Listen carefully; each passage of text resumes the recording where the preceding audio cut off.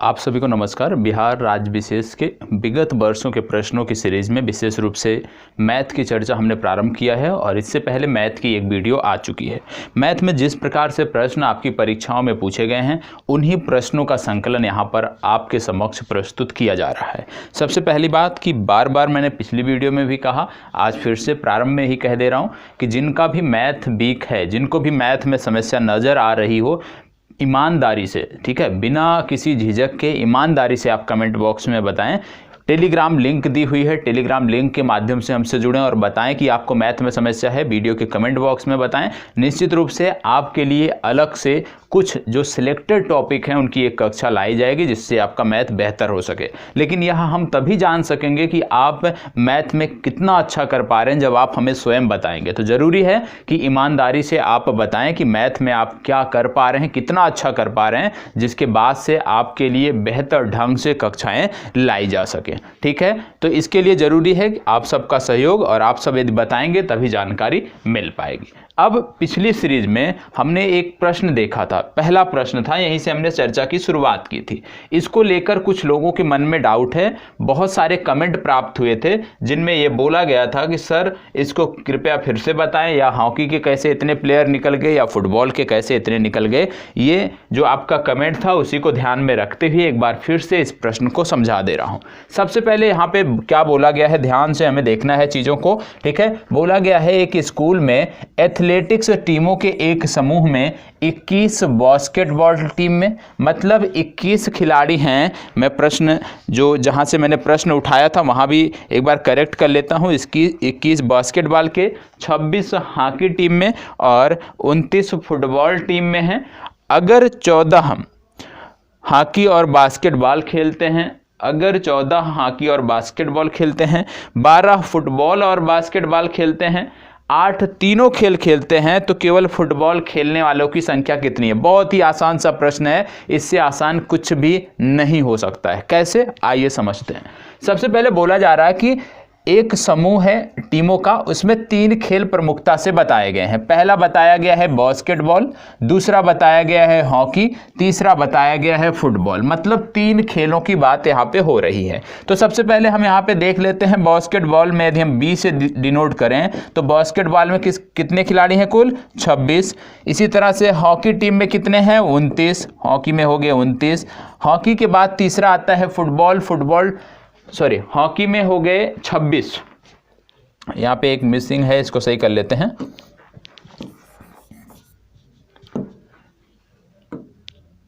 चलिए फिर से देख लेते हैं एक बार। क्या है? एथलेटिक्स टीमों के एक समूह में 21 बास्केटबॉल में, मतलब बास्केटबॉल में 21 खिलाड़ी, ठीक है। 26 हॉकी टीम में, हॉकी के 26 खिलाड़ी, ठीक है। तीसरा बोला जा रहा है 29 खिलाड़ी फुटबॉल, मतलब फुटबॉल को यदि हम एफ से दिखाएं तो हमें 29 दिखाना है। 3 खेलों की बात हो रही है। अब जो सबसे निचली लाइन यहाँ पे आपको सबसे अंतिम देखने को मिलेगा, 8 खिलाड़ी हैं जो तीनों खेलों में खेलते हैं, मतलब ये तीनों में शामिल हैं। मतलब हमें यदि हम सर्किल बनाते हैं तो कुछ इस प्रकार से बनाना होगा जो तीनों में शामिल हो। मतलब यहाँ पे हमने बना लिया इस प्रकार से, एक हमने बना लिया ये दूसरा, और क्योंकि तीनों में शामिल है इसका मतलब क्या है कि एक ऐसा होना चाहिए जो तीनों में कॉमन हो। ठीक है, ये हमारी सर्किल बन गई 3 खेलों के लिए। अब 8 खिलाड़ी तीनों में शामिल हैं। अब इसमें वह भाग जो तीनों में शामिल है वो कौन सा होगा? यही वाला भाग होगा। देखो ये वाला भाग होगा जो मैंने ग्रीन किया, ये वाला भाग है जो तीनों में शामिल है। ठीक है, अब इसमें से एक को मान लेते हैं हम, इसको मान लिया हमने बास्केटबॉल, ठीक है। इस वाले बॉक्स को हमने मान लिया हॉकी और इस वाले को हमने मान लिया फुटबॉल। ये भी क्लियर है कौन सा बॉक्स किसका है। अब ये तीनों में है, मतलब जो तीनों में है वहां पे कितनी संख्या बोली गई है? 8 खिलाड़ी हैं जो तीनों में शामिल हैं। मतलब यहाँ पे यदि हम बात करें तो यहाँ पे कितने खिलाड़ी आने चाहिए? यहाँ पे आना चाहिए, जो संख्या आनी चाहिए यदि हम उसकी बात करें तो यहाँ पे 8 आनी चाहिए। कहने का मतलब कि यहाँ पे इस वाले गोले में 8 खिलाड़ी आपके आ गए। अब अगर 8 यहां पर आ गए, ठीक है, 8 खिलाड़ी यहां पर आ गए, और आगे हम पढ़ते हैं क्या? देखो अगर 14 हॉकी और बास्केटबॉल दोनों खेलते हैं, मतलब 14 खिलाड़ी ऐसे हैं जो हॉकी और बास्केटबॉल दोनों में हैं, कितने हैं? 14 खिलाड़ी।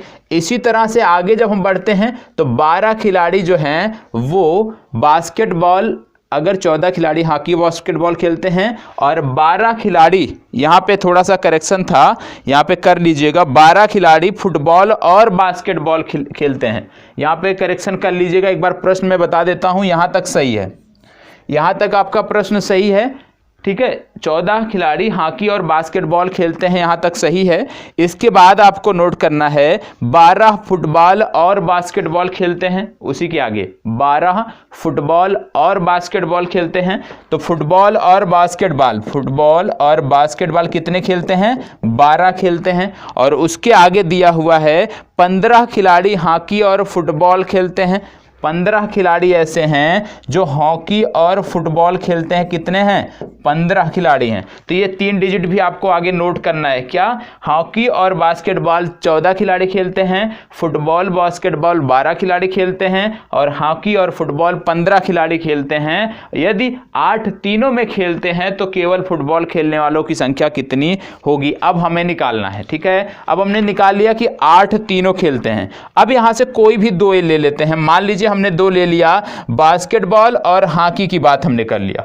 तो बास्केटबॉल और हॉकी की यदि हम बात करते हैं तो यहां पे कितना देखने को मिल रहा है कि 14 खिलाड़ी ऐसे हैं जो बास्केटबॉल और हॉकी दोनों खेलते हैं, मतलब बास्केटबॉल और हॉकी दोनों खेलते हैं। और जब हमने अभी ऐसा सर्किल बनाया था, ऐसा देखो, ये वाला जो हमने सर्किल बनाया था 2, यही तो था ना, एक बास्केटबॉल का है, एक हॉकी का है। अब बोला जा रहा है कि 14 खिलाड़ी हैं जो हॉकी और बास्केटबॉल दोनों खेलते हैं, मतलब इस वाले जो कॉमन है इसमें कितना आना चाहिए? 14 आना चाहिए, ठीक है। 14 इसमें फिल करना है क्योंकि 14 दोनों खेलते हैं। लेकिन इन 14 में से 8 वही हैं जो तीनों में शामिल हैं। 8 इन्हीं 14 में से 8 हैं जो तीनों में शामिल है, मतलब कि अब जो ऊपर वाला ये थोड़ा सा स्पेस बचा हुआ उसमें कितना लिखोगे? 14 में से 8 घटा के तो कितना आ जाएगा? 6 यहाँ पे आ जाएगा, ठीक है। और यहां से आपको देखने को मिल रहा है कि 8 और 6 14 दोनों में शामिल हैं बास्केटबॉल और हॉकी में, 8 तीनों में शामिल है। इतना आ गया, ठीक है। अब इसी के बाद अगला लेते हैं हम। जैसे यहां पे अब कितना हो गया? हॉकी बास्केटबॉल 8 और 6 हो गया 14। और यदि हम बात करें बास्केटबॉल खेलने वाले की संख्या तो कितनी है? 21 है। मतलब अब 7 खिलाड़ी ऐसे बचे हैं जो इस पूरे वर्ग में आएंगे बास्केटबॉल में। लेकिन यहां पर ये वाला जो एरिया देखने को मिल रहा है ये किसका है? फुटबॉल और बास्केटबॉल में कॉमन खिलाड़ियों का। तो फुटबॉल और बास्केटबॉल में कितना कॉमन है? फुटबॉल और बास्केटबॉल में कॉमन खिलाड़ी हैं 12। मतलब कि इस पूरे में जहां पे 8 लिखा है, ये पूरा जो सर्किल है ये 12 का आना चाहिए, क्योंकि जो एफ और बी में कॉमन है 12 आना चाहिए। लेकिन 8 इसमें पहले से हैं, इन्हीं 12 में से 8 पहले से हैं जो सब में खेलते हैं। तो बचा कितना? 4। मतलब इस वर्ग में आ जाएगा आपका 4। अब देखो आपका एक आंसर निकल गया। जैसे बास्केटबॉल यदि पूछ लिया जाए कि कितने खिलाड़ी हैं जो केवल बास्केटबॉल खेलते हैं, तो देखो टोटल 21 खिलाड़ी हैं जो बास्केटबॉल खेलते हैं। अब इनमें से छट गए हैं कितने? 8 और 6 14 और 4 18। मतलब बचे कितने? 3। केवल 3 खिलाड़ी हैं जो केवल बास्केटबॉल खेलते हैं। इसी प्रकार से तीसरा जो दिया हुआ है ये कौन सा बॉक्स है? हॉकी और फुटबॉल का। हॉकी फुटबॉल कुल खेलते हैं 15, और ये 15 जो है इन्हीं 15 में 8 ये भी खिलाड़ी शामिल हैं जो तीनों खेलते हैं, ठीक है। तो कहने का मतलब है कि बात हो रही है हॉकी और बास्केटबॉल। इस पूरे में ये वाला जो आपका सर्किल बन रहा है इस पूरे में आना चाहिए 15, ठीक है। और इसमें कितना दिया हुआ है? पहले से यहाँ पे दिया हुआ है 15, मतलब 8 और 6 यहाँ से पहले से दिया हुआ है, 8 6 14। और उसी के बाद यदि हम बात करें तो यहाँ पे कितना आपका आ जाएगा? यहाँ पे आ जाएगा आपका 7, ठीक है। अब अगर यहाँ पे 7 आ गया तो देखो यहाँ पे 8 है, यहाँ पे 4 है, यहाँ पे 7, तो 8 4 12 7 कितना हो गया? 19 हो गया। और यदि हम फुटबॉल की बात करें तो कितने खिलाड़ी शामिल हैं? 29। तो 19 और 19 आया इधर से, ये जोड़ने पे 19 आया और उधर है 29, तो घटा दोगे कितना आएगा 10। मतलब बड़े वाले बॉक्स में जो है 10 आ रहा है, मतलब फुटबॉल खेलने वालों की संख्या केवल 10 है, ये आपको पता होना चाहिए। सबसे पहले हमें क्या करना है, 3 बॉक्स बना लेने हैं, जो कॉमन है उनको लिख लेना है कि कौन से खिलाड़ी हैं जो तीनों में शामिल हैं, उनके लिए हमने जगह दे दी। ठीक है, एक बार फिर से समझा दे रहा हूँ अगले पेज पे थोड़े बड़े में, जिससे ये आपको समझ में आ जाए और यहाँ पे कोई समस्या ना हो। यहाँ थोड़ा स्पेस कम पड़ रहा है, इस वजह से दिक्कत है। ठीक है, यहाँ पे बॉक्स बना हुआ है, यहीं पे मैं समझा देता हूँ आपको। ठीक है, यहाँ पे बना हुआ है, यहीं पे समझा देता हूँ। देखो, अब थे बास्केटबॉल, मैं नोट कर ले रहा हूँ क्या क्या था। बास्केटबॉल खेलने वालों की जो संख्या है वो है 21, हॉकी खेलने वालों की जो संख्या है वो है 26, फुटबॉल खेलने वालों की जो संख्या है वो है 29। ठीक है, ये संख्या दी हुई है। इसके बाद फिर दिया हुआ है कि हॉकी और बास्केटबॉल खेलने वाले खिलाड़ी हैं 14। ठीक है, football basketball, football plus basketball वाले खिलाड़ी हैं 12, और तीसरा दिया है hockey plus football, hockey plus football वाले जो खिलाड़ी हैं ये है 15, ये भी दिया गया है। साथ ही साथ ऐसे ये भी दिया है कि 8 खिलाड़ी तीनों में शामिल हैं। ठीक है, अब 3 बॉक्स ऐसे बन गया, क्योंकि यहाँ पे बताना था आपको कि 8 खिलाड़ी तीनों में शामिल हैं, तो मतलब ये वाला जो बॉक्स बना है यहाँ पर जो ये देख रहे हो ये तीनों में कॉमन है, तो इसीलिए यहाँ पर 8 लिखा गया है, क्योंकि ये तीनों में कॉमन है और बताया गया है प्रश्न में कि ये तीनों में कॉमन है। तो यहाँ पे 8 क्यों आया इसका कोई डाउट नहीं होना चाहिए। दूसरी बात, बास्केटबॉल में कुल 21 है, मतलब ये जो सर्किल आपको देखने को मिल रहा है, ये जो सर्किल देखने को मिल रहा है इसमें कुल 21 खिलाड़ी हैं। ठीक है, इसके बाद आपको दूसरा सर्किल देखने को मिल रहा है। दूसरा सर्किल यदि हम बात करें तो ये सर्किल आपका है, ये सर्किल आपका है हॉकी का, और आपको बताया गया है कि हॉकी में कुल कितने खिलाड़ी हैं, 26 खिलाड़ी, मतलब इस पूरे सर्किल में आपके 26 होने चाहिए। तीसरा सर्किल आपको देखने को मिल रहा है, तीसरा सर्किल आपको देखने को मिल रहा है ये नीचे वाला, इसमें फुटबॉल की बात हुई है और बोला गया है फुटबॉल में कुल कितने खिलाड़ी हैं, 29 खिलाड़ी, मतलब इस बॉक्स में सब मिलाकर 29 होने चाहिए। ठीक है, अभी तक हमने सिर्फ 8 वाला समझा है कि 8 कैसे आ गया है।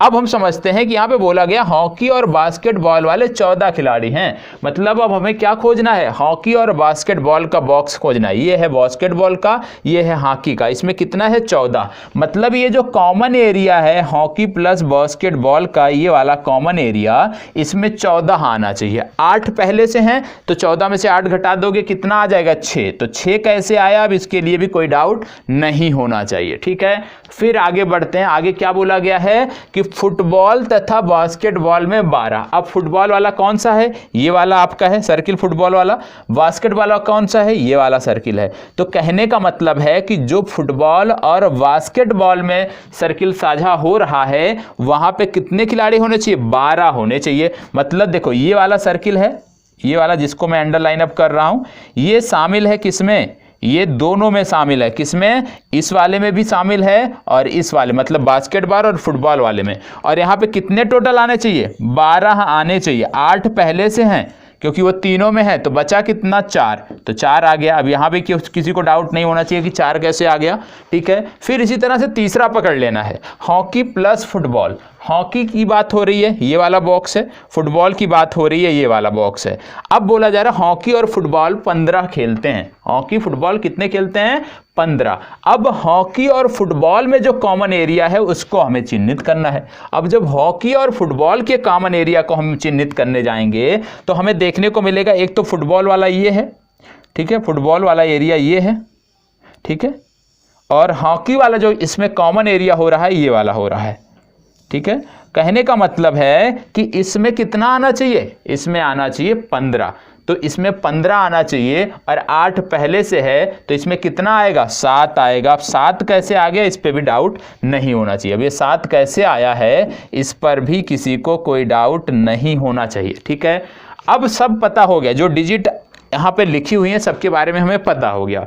अब बोला गया है कि कितने खिलाड़ी सिर्फ फुटबॉल खेलते हैं। फुटबॉल खेलते हैं तो फुटबॉल वाला बॉक्स ये रहा, ये आपका फुटबॉल वाला बॉक्स है, इसमें कितने खिलाड़ी हैं? कुल 29 हैं। अभी कितने इसमें दर्ज हैं? ये तो अभी दिया नहीं हुआ है, ये तो हमें निकालना है, ठीक है। अभी कितने दर्ज हैं? 4, 8 और 7, 8 4 12 और 7 19, 19 दर्ज हैं। 29 खेलते हैं तो 29 में से 19 घटा दो, आ गया 10 और ये आपका आंसर आ गया, ठीक है। तो इस तरह से बॉक्स बनाकर थोड़ा विचार करिएगा। बार बार जो ये बोला है 8 से 10 मिनट में समझाया, इसको बार बार देखिएगा, समझ में आ जाएगा। और इस तरह के प्रश्न बहुत ही आसान होते हैं, आप आसानी से यहाँ पे अंक अर्जित कर सकते हैं, ठीक है। अब यदि किसी को कोई समस्या हो, अभी भी ना समझ में आया हो, तो प्लीज कमेंट बॉक्स में अवश्य बताइएगा। उसके लिए भी प्रयास किया जाएगा कि आपको समझ में आए। जब तक जितने भी छात्र हमसे जुड़े हुए हैं, जब तक सभी को समझ में नहीं आ जाएगा, तब तक समझ लीजिए हमारी मेहनत सफल नहीं हुई है।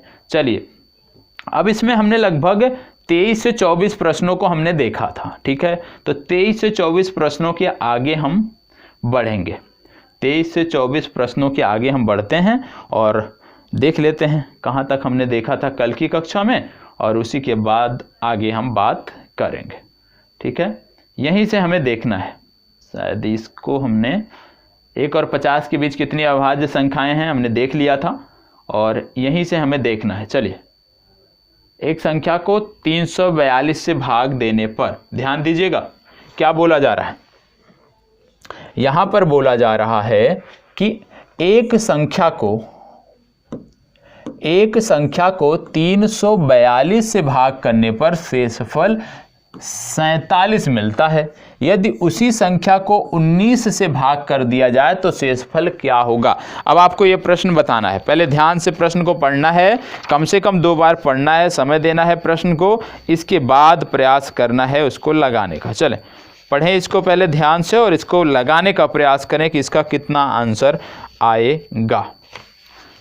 चलिए प्रयास करें कितना आंसर आएगा। प्रश्न संख्या 20 है आपके सामने। प्रश्न संख्या 20 आपके सामने है, बताएं।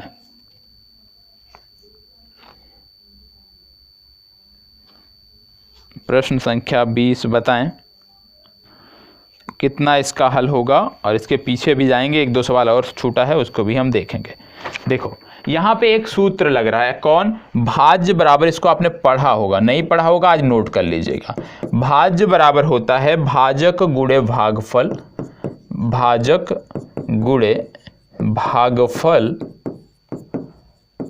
भाजक गुणे भागफल धन शेषफल, ठीक है। ये सूत्र होता है, इसी सूत्र को यहाँ पर लगाना है। भाजक गुणे भागफल धन शेषफल, इसी सूत्र को यहाँ पे लगाना है। बोला जा रहा है एक संख्या को 342 से भाग करने पर शेषफल 19 बचता है। यदि उसी संख्या को 19 से भाग कर दिया जाए तो शेषफल क्या होगा। मतलब कोई एक संख्या है जिसको यहाँ पे भाग दिया जा रहा है और उसी की बात की जा रही है कि किसी संख्या को यदि हम भाग देते हैं किसी संख्या से तो किस प्रकार से यहाँ पर आता है। अब देखो यहाँ पे यदि हम बात करें तो भाज्य जो संख्या है वही हमें नहीं पता है, ठीक है। सबसे पहली बात, एक संख्या दिया है तो मान लेते हैं हम वह संख्या जो है वो x है जिसको भाज्य दिया जा रहा है।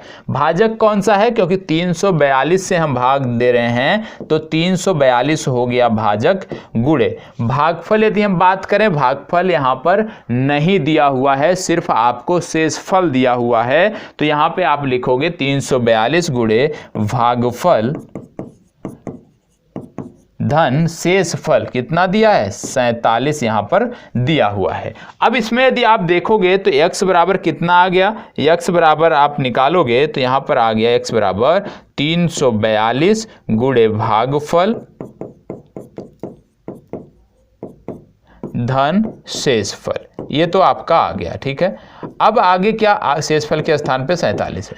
अब आगे क्या कह रहा है, यदि उसी संख्या को, मतलब यहाँ पे भी x संख्या थी, अब आगे भी संख्या x रहेगी, और बोला गया है यदि उसी संख्या को 19 से भाग कर दिया जाए तो शेषफल क्या होगा। अब इसी संख्या को 19 से भाग करने की बात की जा रही है। तो ये जो संख्या है, ये जो संख्या हमें प्राप्त हुई है, इसको 19 से भाग देना है, ठीक है। अब ये इस संख्या को, क्योंकि x बराबर ये संख्या हमें प्राप्त हो गई, अब बोला जा रहा है उसी संख्या को 19 से भाग देने पर, तो ये संख्या है, ठीक है, इसको 19 से भाग देना है, दे दीजिए तो आएगा 342 गुणे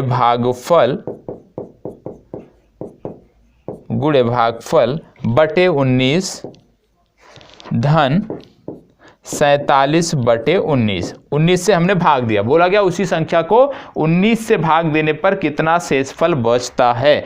अब हम जब 19 से हमने इसको भाग दे दिया, अब काट दीजिए, क्या 19 से कटेगा? जी हाँ, कट जाएगा। ठीक है, कितना आएगा यहाँ पे आ जाएगा 18, ये कट के आ जाएगा 18, तो यहाँ पे आपका बराबर आ जाएगा 18 गुणे भागफल, 18 गुणे भागफल धन,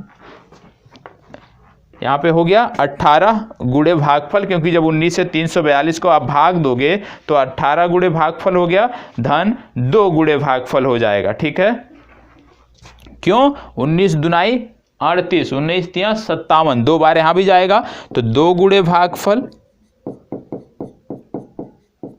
धन। अब शेष कितना बच रहा है? जब 19 का पहाड़ा 47 में पढ़ोगे तो शेष बचेगा 9, तो 9 शेषफल, तो यहाँ पे शेषफल कितना आ जा रहा है? 9 आ जा रहा है। तो यही आपसे पूछा जा रहा है कि कितना होगा? 9 शेषफल हो जाएगा, ये आपको पता होना चाहिए। जिसको ना समझ में आया हो अभी भी बताएं। देखो, सबसे पहले क्या बोला गया है? एक संख्या को 342 से भाग करने पर, ठीक है, शेषफल 47 बचता है। हमने एक सूत्र पढ़ा, भाज्य बराबर भाजक गुणे भागफल धन शेषफल। अब भाज्य हमने मान लिया x, ठीक है, अब x को हमने मान लिया तो x बराबर भाजक 342 भागफल गुणे भागफल धन शेषफल यहाँ दिया है 47, हमने लिख लिया। फिर बोला गया है कि इसी संख्या को, मतलब इसी की बात हो रही है जिसको x माना है और x बराबर इतना निकल कर आया है, तो इसी संख्या को 19 से भाग करने पर, तो इसी संख्या को हमने 19 से भाग कर दिया, तो 19 से जब हमने भाग किया तो यहाँ पर कुछ चीज़ें कट गई। जैसे 19 गुणे 18 जब हम करते हैं तो 342 आ गया, ठीक है, ये कट गया, तो 19 गुणे भागफल हो गया धन, 19 के पहाड़ा 47 में हमने पढ़ा तो 2 बार गया तो 2 गुणे भागफल आ गया, ठीक है, धन कितना शेष बचा यहाँ पे? 19 दूना 38, 9 शेष बचा, धन 9 शेषफल। तो वही जो 9 शेषफल है वही ज्ञात करना था और बी विकल्प आपका सही उत्तर है। ठीक है, तो सूत्र याद रखिएगा इसको, भाज्य बराबर भाजक गुणे भागफल धन शेषफल, कोई भी समस्या आपको नहीं होगी। जितने प्रश्न बताए जा रहे हैं ना, ये पीडीएफ आपको मिल ही जाएगी टेलीग्राम ग्रुप पर। जितने प्रश्न बताए जा रहे हैं उसको आप नोट कर लीजिएगा, हल कर लीजिएगा और बार बार इन्हीं प्रश्नों का रिवीजन करिएगा। नए प्रश्न अभी नहीं देखना है, कम से कम 3 से 4 बार इन्हीं प्रश्नों का रिवीजन करें। एक बार देख के फिर यदि दूसरी बार देखने बैठते हैं, बिना देखे आपको आ जाता है, बहुत अच्छी बात। तो कम से कम बिना देखे आप ऐसी स्थिति में पहुंच जाएं कि किसी भी प्रश्न को जो भी यहाँ पे बताए जा रहे हैं आप बिना देखे कम से कम 2 से 3 बार उसको हल कर लीजिए। और यदि बिना देखे 2 से 3 बार उसको हल कर पा जाते हैं तो इसका मतलब वो टॉपिक आपका क्लियर है। इस तरह के प्रश्न आएंगे तो आप आसानी से कर सकते हो। चलिए आगे बढ़ते हैं। पीडीएफ जिनको नहीं मिलता है, बार बार बताता हूं, टेलीग्राम ग्रुप है, वीडियो के डिस्क्रिप्शन में दिया हुआ है, वहां से आप जुड़ सकते हैं और प्रश्नों की पीडीएफ पा सकते हैं। चलिए इसको बताएं। एक व्यक्ति अपनी आय का खर्च करता है, यहाँ पे बता देता हूँ कितना खर्च करता है। एक व्यक्ति अपनी आय का 62 सही 2/3, 62 सही 2/3, देखो जो एरर है पीडीएफ में मैं बता दे रहा हूँ, इसको आप करेक्ट कर लीजिएगा। 66 सही, एक व्यक्ति अपनी आय का 66 सही 2/3 खर्च करता है और 1200 रुपये प्रतिमाह बचा लेता है। उसका मासिक खर्च कितना है ये आपसे बोला जा रहा है। ठीक है, क्या बोला जा रहा है कि एक व्यक्ति है जो 66 सही 2/3% प्रतिमाह खर्च करता है। ठीक है, अब अगर खर्च करता है और क्या बोला जा रहा है, उसका मासिक खर्च कितना है।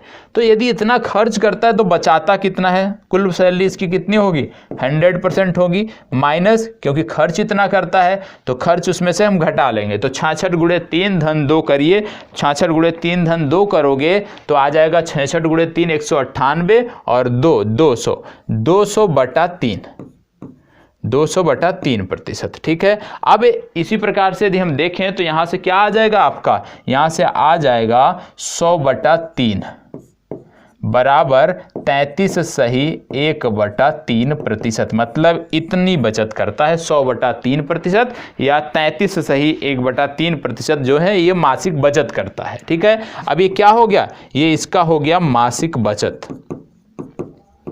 मासिक बचत उसका हो गया 33.1/3% या 100/3%। अब क्या बोला जा रहा है कि जो उसका मासिक बचत है वो है 1200 रुपया। मतलब जो हमने अभी निकाला है कि 33/1/3 ये क्या है, ये उसकी कुल सैलरी का जो प्रतिशत निकल के आता है वो होता है 1200 के इक्वल। मतलब यदि हम बात करें मासिक बचत बराबर, या आप ऐसे कह लीजिए मासिक बचत प्रतिशत बराबर 1200। ठीक है, मासिक बचत का जो प्रतिशत है वो किसके बराबर है, 1200 के बराबर है। अब यहाँ पे यदि हम बात करें कि 1200 के बराबर है तो यहाँ पे क्या आ जाएगा आपका, यहाँ पे मासिक बचत प्रतिशत कितना है, 100/3%। तो 100/3% ये जो मासिक बचत इसका है बराबर ये कितने का हो गया, 1200 के हो गया। अब 100/3 याद रखिएगा, 100/3 ये जो है बचाता है, खर्च कितना करता है, 200/3। खर्च 200/3 करता है। ठीक है, अभी आपने निकाला था 66/2/3। तो यदि 200/3 खर्च करता है और 100/3 बचाता है तो 1200 के बराबर होगा। यदि हम 1200 बराबर कितने के है, 100/3 के, तो 200/3 कितना होगा, इसी को 200 गुणा कर दोगे आपका आ जाएगा, कितना आ जाएगा आपका, 2400 रुपये आपका आ जाएगा। मतलब वो 2400 रुपये खर्च करता है। ठीक है, जिसको ना समझ में आया हो एक बार फिर से बोला गया, एक व्यक्ति अपनी आय का 66.2/3% खर्च करता है और रुपये 1200 प्रतिमाह बचा लेता है। अब हमें क्योंकि खर्च दिया है, यहाँ पे पैसों में दिया है बचत, तो हमें निकाल लेना है कि यदि खर्च 66/2/3 करता है तो बचत कितना करेगा, ये बचत करेगा 66/2/3 को, इसको 100% से घटा देंगे। तो यहां से हमने घटाया तो निकल के आया 100/3%। और ये 100/3% क्या है, ये इसकी बचत निकल के आ गई। और ये जो 100/3% है बराबर कितने के है, 1200 के है। खर्च कितना करता है, 200/3% करता है। तो यदि 100/3% बराबर 1200 तो 200/3% कितने बराबर होगा, क्योंकि ये 2 गुणे 100/3 कर दोगे इतना आ जाएगा, मतलब 2 गुने के बराबर होगा। तो 1200 गुणे 2 बराबर 2400, ये आपका सही उत्तर हो गया। ठीक है, अब इसमें परेशान होने की जरूरत नहीं है। आगे बढ़ते हैं, इसको बताएं। इससे आगे बढ़ने से पहले एक प्रश्न हमारा छूट गया है और इस तरह के प्रश्न अक्सर परीक्षाओं में पूछे जाते हैं, उसको भी हम देख लेते हैं। ये प्रश्न है, इसको भी देखना जरूरी है क्योंकि इस तरह के प्रश्न काफ़ी पूछे जाते हैं। चाल, दूरी, समय से काफ़ी प्रश्न पूछे जाते हैं। क्या बोला गया है, 2 रेलगाड़ियां जिनमें प्रत्येक की लंबाई 150 मीटर है, प्रत्येक की गति 90 किलोमीटर प्रति घंटा है। इस पे जरूर हमें ध्यान देना होता है इस तरह के प्रश्न में कि जो उनकी मात्रक दिया हुआ है वो क्या दिया हुआ है, जरूर ध्यान रखना है। तो यहाँ पे क्या है, किलोमीटर प्रति घंटा, यहाँ पे क्या दिया है, मीटर दिया है। तो ध्यान रखना है, एक दूसरे की विपरीत दिशा में चल रही, मतलब यदि ए पॉइंट पर एक है, दूसरी बी पॉइंट पर है और दोनों एक दूसरे की विपरीत दिशा में चल रही हैं। रेलगाड़ियों द्वारा एक दूसरे को पार करने में लिया गया समय, एक दूसरे को पार करने में लिया गया समय, देखो सबसे पहली बात कि 150 मीटर लंबी एक है, 150 मीटर लंबी दोनों, मतलब दोनों की लंबाई सेम है। समय पूछा जा रहा है, आप साधारण इतना याद रखिए, समय बराबर क्या होता है, समय बराबर होता है दूरी बटा चाल। ठीक है, क्योंकि एक दूसरे की दिशा में आ रही हैं। जब भी 2 रेलगाड़ियां या कोई भी 2 साधन एक दूसरे की दिशा में आ जाते हैं तो इनकी जो सापेक्ष चाल हो जाती है ये जुड़ जाती है। तो यहाँ पे यदि हम चाल की बात करेंगे तो दोनों जुड़ जाएगा, 90 + 90 जुड़ जाएगा। दूरी कितनी हो रही है, 150 मीटर और 150 मीटर। तो 150 और 150 कितना हो गया, 300 मीटर। ठीक है, अब हमने दूरी को लिया है मीटर में, तो हमारी जिम्मेदारी बनती है कि जो चाल है इसको भी मीटर प्रति सेकंड में कन्वर्ट करें। तो 90 किलोमीटर प्रति घंटा को यदि मीटर प्रति सेकंड में कन्वर्ट करते हैं तो इसको 5/18 से गुणा करना पड़ेगा। 18 पंचे 90 बराबर 25 आ गया, 25 मीटर प्रति सेकंड स्पीड आ गई। अब एक की चाल है 25 मीटर प्रति सेकंड, तो दूसरे की भी चाल क्या हो जाएगी, 25 मीटर प्रति सेकंड। तो 25 मीटर प्रति सेकंड और 25 मीटर प्रति सेकंड दोनों जुड़ जाएगा, आ जाएगा कितना, 50 मीटर प्रति सेकंड। मतलब चाल कितनी हो गई, 50। अब गुणा कर भाग कर देना है, तो 50 गुणे 6 बार जाएगा बराबर 6 सेकंड, आपका आंसर आ गया। मतलब इस तरह के प्रश्न हो, सबसे पहले जो यूनिट दिया हो वो हमें ध्यान में रखना है। किस में दिया है? मीटर प्रति सेकंड में दिया है, किलोमीटर प्रति घंटा में दिया है, किलोमीटर में दूरी दी गई है, मीटर में दूरी दी गई है। सबको एक यूनिट में रखने का प्रयास करना होता है, तभी ये सवाल हल होता है। और जब तक हम एक यूनिट में नहीं रखेंगे हम गलत कर बैठेंगे। ठीक है, तो एक यूनिट में कर लो, चाहे सबको मीटर में ही कन्वर्ट कर लो, चाहे सबको किलोमीटर में कन्वर्ट कर लो, बात एक ही है। ठीक है, इसके बाद एक ही सूत्र याद रखना है, समय बराबर दूरी बटा चाल। समय बराबर दूरी बटा चाल। अब समय बराबर दूरी बटा चाल, तो दूरी भैया कितनी है? 2 ट्रेन है, एक की लंबाई 150 मीटर, तो 2 की लंबाई, दोनों समान लंबाई की है, 300 मीटर। दूरी हो गई 300 मीटर, मतलब 300 मीटर उनको चलना है, तब एक दूसरे को पार कर पाएंगे। दूसरा, स्पीड यहाँ पे दिया है, उसको हमने मीटर प्रति सेकंड में बदल लिया, तो निकल के आया 25 मीटर प्रति सेकंड। तो दोनों की स्पीड क्योंकि एक ही दिशा में जा रही हैं, ठीक है, यदि मान ले एक दूसरे की तरफ आ रही हैं, ठीक है, एक दूसरे की तरफ आ रही हैं, इसलिए जो सापेक्ष चाल होगी वो जुड़ जाएगी। यदि विपरीत दिशा में जाती होती एक दूसरे के, तो वहां पे सापेक्ष चाल जुड़ती नहीं, बल्कि वहां पे घट जाती। ठीक, तो इस तरह से 6 सेकंड आपका आंसर आ गया। चलिए आगे बढ़ते हैं और प्रश्न संख्या अब हम देखने वाले हैं 23।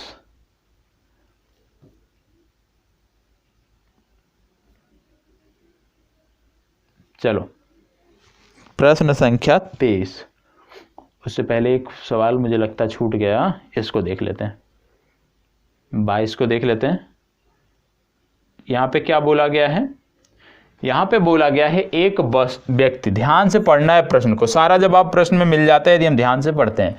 एक व्यक्ति एक वस्तु को एक निश्चित दाम पर बेचकर 20% का लाभ प्राप्त करता है। यदि वह उसे दोगुने दाम पर बेचता है, यदि वह उसे दोगुने दाम पर बेचता है तो उसका लाभ प्रतिशत क्या होगा? यदि दोगुने दाम पर बेचता है तो उसका लाभ प्रतिशत क्या होगा, यह बोला जा रहा है, यह पूछा जा रहा है। देखो सबसे पहली बात कि यहाँ पर यदि हम बात करें, क्या बोला गया? एक वस्तु को एक निश्चित दाम पर बेचकर 20% का लाभ कमाता है। तो सबसे पहले यहाँ पे हमें मानना होगा कि माना वस्तु का क्रय मूल्य बराबर 100 रुपये। तो हमने यहाँ पे मान लिया, माना वस्तु का क्रय मूल्य बराबर 100 रुपये। अब क्रय मूल्य हमने 100 रुपये मान लिया।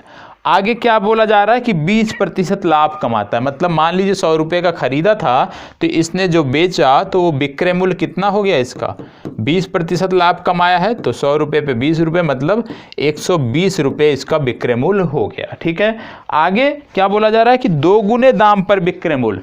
अब क्योंकि क्या कह रहा है कि यदि वह उसे दोगुने दाम पर बेचता है, मतलब 120 का है, अब इसको दोगुने दाम पर बेचना है, तो 120 का 2 गुना बराबर मतलब 240 रुपये का आप बेचना है इसको। और जब 240 रुपये का हम इसको बेचेंगे तब बोला जा रहा है कि उसका प्रतिशत लाभ क्या होगा। प्रतिशत लाभ बराबर एक सूत्र होता है, लाभ गुणे 100 बटा क्रय मूल्य। ठीक है, याद रख लेना है हमें, प्रतिशत लाभ बराबर लाभ गुणे 100 बटा क्रय मूल्य। अब प्रतिशत लाभ बराबर लाभ गुणे 100 बटा क्रय मूल्य, तो यहाँ पे हम देख लेते हैं, प्रतिशत लाभ बराबर लाभ, लाभ कितना हो रहा है? 240 का बेच रहा है, खरीदा कितने का सा? 100 का, तो लाभ यहाँ से घटा दो, विक्रय मूल्य माइनस क्रय मूल्य ये हो गया, गुणे 100 कर दो बटे क्रय मूल्य 100 हो गया आपका। यहाँ पे कितना आया? 140 गुणे 100 बटे 100 बराबर क्या आ गया? 140%। मतलब लाभ कितना कमाया उसने? उसका लाभ प्रतिशत होगा 140%। ए विकल्प आपका सही उत्तर होगा। अब इस यहाँ भी किसी को ना समझ में आया हो, फिर से बताता हूँ एक बार। ठीक है, क्या बोला जा रहा है? बोला जा रहा है कि कोई भी एक व्यक्ति है जो एक वस्तु को निश्चित दाम पर बेचकर 20% का लाभ कमाता है। ठीक है, यहाँ पे दिया 20% का लाभ कमाता है, तो हमने मान लिया उस वस्तु का जो क्रय मूल्य था, जो खरीद मूल्य था, वो था 100 रुपया। अब अगर 100 रुपये का हमने खरीदा था, उसको 20% लाभ पर बेचेंगे तो कितने पे होगा?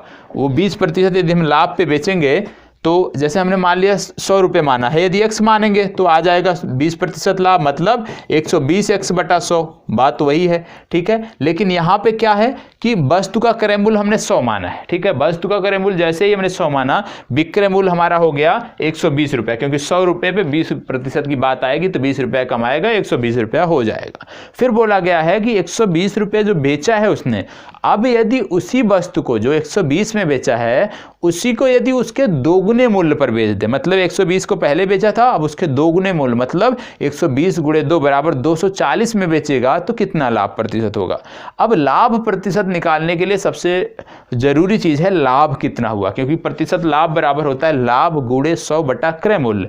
लाभ कैसे निकाला जाता है, विक्रय मूल्य माइनस क्रय मूल्य। तो अब तो एक प्रकार से देखें, क्रय मूल्य तो हमें पता है 100 रुपये हमने खरीदा था, विक्रय मूल्य क्योंकि 120 में जो हमने बेचा था अब इसके 2 गुने पे बेच दिया, विक्रय मूल्य भी हमें पता हो गया 240 रुपये, तो लाभ क्या हो गया, विक्रय मूल्य माइनस क्रय मूल्य बराबर 140 रुपये। लेकिन लाभ प्रतिशत पूछा जा रहा है, ध्यान रखिएगा परीक्षा में लाभ, आप हमेशा परीक्षा में ध्यान रखिए कि आपसे लाभ पूछा जा रहा है या लाभ प्रतिशत पूछा जा रहा है। लाभ पूछा जा रहा है तो यही हमारा उत्तर हो जाता है 140, लेकिन लाभ प्रतिशत पूछा जा रहा है इसलिए लाभ गुणे 100 बटा क्रय मूल्य, लाभ हुआ 140 का गुणे 100 बटे क्रय मूल्य 100 बराबर 140%, ये हमारा सही उत्तर हो गया, ठीक है। चलिए, यदि नहीं समझ में आता है, बार बार कहता हूं, आप कमेंट बॉक्स में बताइएगा, जो भी प्रश्न नहीं समझ में आएगा निश्चित रूप से दोबारा बताऊंगा। जब तक प्रत्येक छात्र को समझ में नहीं आ जाता तब तक यदि हम बोल दें कि सारी चीज़ें हमारी सफल हैं तो वो सफल नहीं है, ठीक है। तो हमारा उद्देश्य है कि अंतिम पंक्ति में जो छात्र है उसको भी समझ में आए। यदि नहीं समझ में आता है, बार बार कहता हूँ, आप बताएं, आपके लिए एक अलग से कक्षा में ले आऊँगा जिसमें हम कुछ महत्वपूर्ण जो टॉपिक होंगे उनकी चर्चा हम कर लेंगे। चलिए इसको बताएं, इस प्रश्न की चर्चा करें। क्या कह रहा है, कह रहा है 10 महिलाएं किसी काम को 7 दिन में पूरा करती हैं और उसी काम को 10 बच्चे 14 दिन में पूरा करते हैं। 5 महिलाएं व 10 बच्चे उस काम को पूरा करने में कितना समय लगाएंगे। देखो, इस तरह के प्रश्न जब होते हैं जहाँ पे बच्चों की तुलना किससे की जा रही है, महिलाओं से की जा रही है। क्या बोला जा रहा है, 10 महिलाएं किसी काम को 7 दिन में कर लेती, मतलब 10 महिलाओं द्वारा 7 दिन में किया गया जो काम है वो बराबर किसके होगा, 10 बच्चों द्वारा 14 दिन में किए गए कार्य के। तो हमने यहाँ पे देख लिया कि 10 महिलाओं द्वारा 7 दिन में किया गया जो कार्य है, 10 महिलाओं द्वारा 7 दिन में जो किया गया वो कार्य है वो बराबर किसके है, 10 बच्चों द्वारा 14 दिन में किए गए कार्य के, ठीक है। इसमें कोई डाउट नहीं होना चाहिए। 10 महिलाओं द्वारा 7 दिन में जो किया गया कार्य है वो बराबर होगा 10 बच्चों द्वारा 14 दिन में किए गए कार्य के। क्यों, क्योंकि प्रश्न में दिया हुआ है, ठीक है। अब यहां से ये चीज निकल गई। अब यहां से यदि हम निकाल लें कि एक महिला का कार्य क्या होगा, एक महिला कितना कार्य करेगी बच्चों की तुलना में, तो यहां से पता चल जाएगा। अब हमने निकाल लिया एक महिला कितना कार्य करेगी। एक महिला का कार्य यदि हम निकालें, ठीक है, तो कितना आ जाएगा, 10 गुणे 14 बच्चे, क्योंकि इधर बच्चे हैं, बटे 10 गुणे 14 बच्चे बटे 10 गुणे 7, क्योंकि यहाँ पे 10 और 7 था, बराबर करेंगे इधर नीचे चला जाएगा, यहाँ कट गया, मतलब 7 दूना 14, मतलब क्या निकल के आया, एक महिला का कार्य बराबर 2 बच्चों का कार्य, मतलब 2 बच्चों का कार्य, मतलब जितना कार्य एक महिला करेगी उतना कार्य 2 बच्चों के कार्य के बराबर होगा। तो यहाँ से ये चीज़ें निकल के आ गई। अब इसी तरह से क्या बोला गया है कि 5 महिलाएं, लास्ट में क्या बोला गया, 5 महिलाएं और 10 बच्चे उस कार्य को कितना करेंगे। तो अब इस तरह के जब प्रश्न होते हैं तो या तो आप बच्चों को महिलाओं में कन्वर्ट कर दो या तो महिलाओं को बच्चों में कन्वर्ट कर दो, तभी आंसर निकाल सकते हो। और हमने क्या प्रयास किया कन्वर्ट करने को, महिला को कन्वर्ट करने का प्रयास किया है, किसमें, बच्चों में। तो हमारा निकल के आ गया एक महिला का कार्य बराबर 2 बच्चों का कार्य, ये निकल के हमारा आ गया है। अब इसी तरह से क्योंकि यहाँ पे 5 महिलाओं की बात की गई है तो 5 महिलाओं का यदि हम कार्य निकालेंगे तो कितने बच्चों के बराबर होगा, 5 महिलाओं का कार्य बराबर होगा 2 गुणे 5 बराबर 10 बच्चों के बराबर होगा, 10 बच्चों के कार्य के बराबर होगा। ठीक है, फिर आपने एक सूत्र पढ़ा है, सबको याद रखना है, M1 MDH का नाम सुना है ना, M1 D1 equal to M2 D2 एक फार्मूला होता है, जहां पर M क्या है, ये जो व्यक्ति होते हैं उनकी संख्या, D क्या है, डे होता है, यहां पर भी जो व्यक्ति होते हैं उनकी संख्या, और D2 क्या है, दिन। अब M1 बराबर, क्योंकि क्या बोला गया है, 5 महिलाएं और 10 बच्चों की बात की गई है, और 5 महिलाओं को हमने कन्वर्ट कर दिया किस में, 5 महिलाओं को हमने कन्वर्ट कर दिया बच्चों में। ठीक है, 5 महिलाएं व 10 बच्चे। तो अब इसको इसी प्रकार से हम हल कर लेते हैं। M1 बराबर क्या आ जाएगा, M1 बराबर आ गया 10 बच्चे, D1 बराबर आ गया, यहाँ पे यदि हम बात करें D1 बराबर आ गया 14। ठीक है, ये कहाँ से हमने लिया, ये यहाँ पे दिया था कि 10 बच्चे जो हैं वो 14 दिन में करते हैं, मतलब उसी कार्य को 10 बच्चे 14 दिन में करते हैं।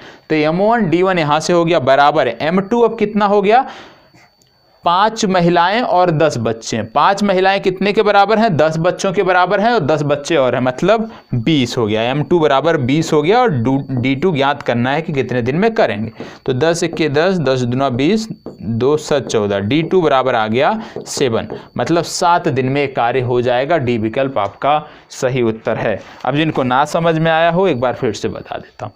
इस तरह का कोई भी प्रश्न हो, पुरुष महिला बच्चे कुछ भी दिए हों, सबसे पहला हमें क्या करना है, हमें प्रयास करना है कि जो वहाँ पे संख्या दी हुई है, ठीक है, जैसे पुरुष और महिला की बात हो या महिला और बच्चों की बात हो, यहाँ पे महिला और बच्चों की बात थी, तो हमें किसी एक में कन्वर्ट करना है, क्योंकि जब हम सूत्र लगाएंगे M1 D1 बराबर M2 D2, तो यहाँ M1 जो है वो और M2 जो है वो एक ही वर्ग को दर्शाता है, ऐसा होना चाहिए। तो यहाँ पे M1 और M2 क्या बच्चों के वर्ग को दर्शा रहा है, मतलब सारी कन्वर्सेशन जो है हमें वो बच्चों में कन्वर्ट करनी है।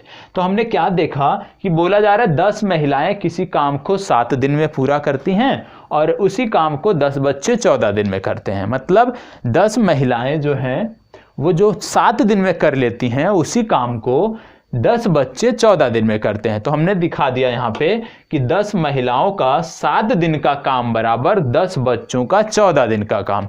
यहाँ से हमने निकाल लिया एक महिला कितना काम करती है, तो एक महिला का काम निकल के आया बराबर 2 बच्चों के, मतलब एक महिला 2 बच्चों के बराबर काम करती है।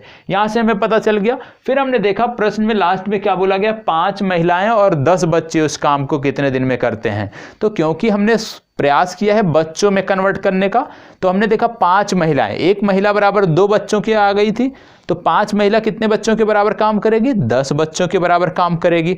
ठीक है, और 10 बच्चे पहले से हैं तो इसको जोड़ दोगे तो कितना हो जाएगा, 10 और 10 आपका जुड़ के हो गया 20। ठीक है, अब कहने का मतलब है जो M2 आपका आ गया मैन फोर्स 2, ये आ गया 20। ठीक है, D2 हमें ज्ञात करना है, यही तो पूछा गया ना, 5 महिलाएं और 10 बच्चे मिलकर उस काम को कितना करेंगे, यही हमें ज्ञात करना है। अब हमने देखा क्योंकि बच्चों की बात कर रहे हैं तो M1 D1 किसका लिया जाएगा, बच्चों का लिया जाएगा, मतलब M1 10 बच्चे 14 दिन में करते थे, उससे हमने इस फार्मूले में लाके रख दिया और हमारा सवाल निकल गया।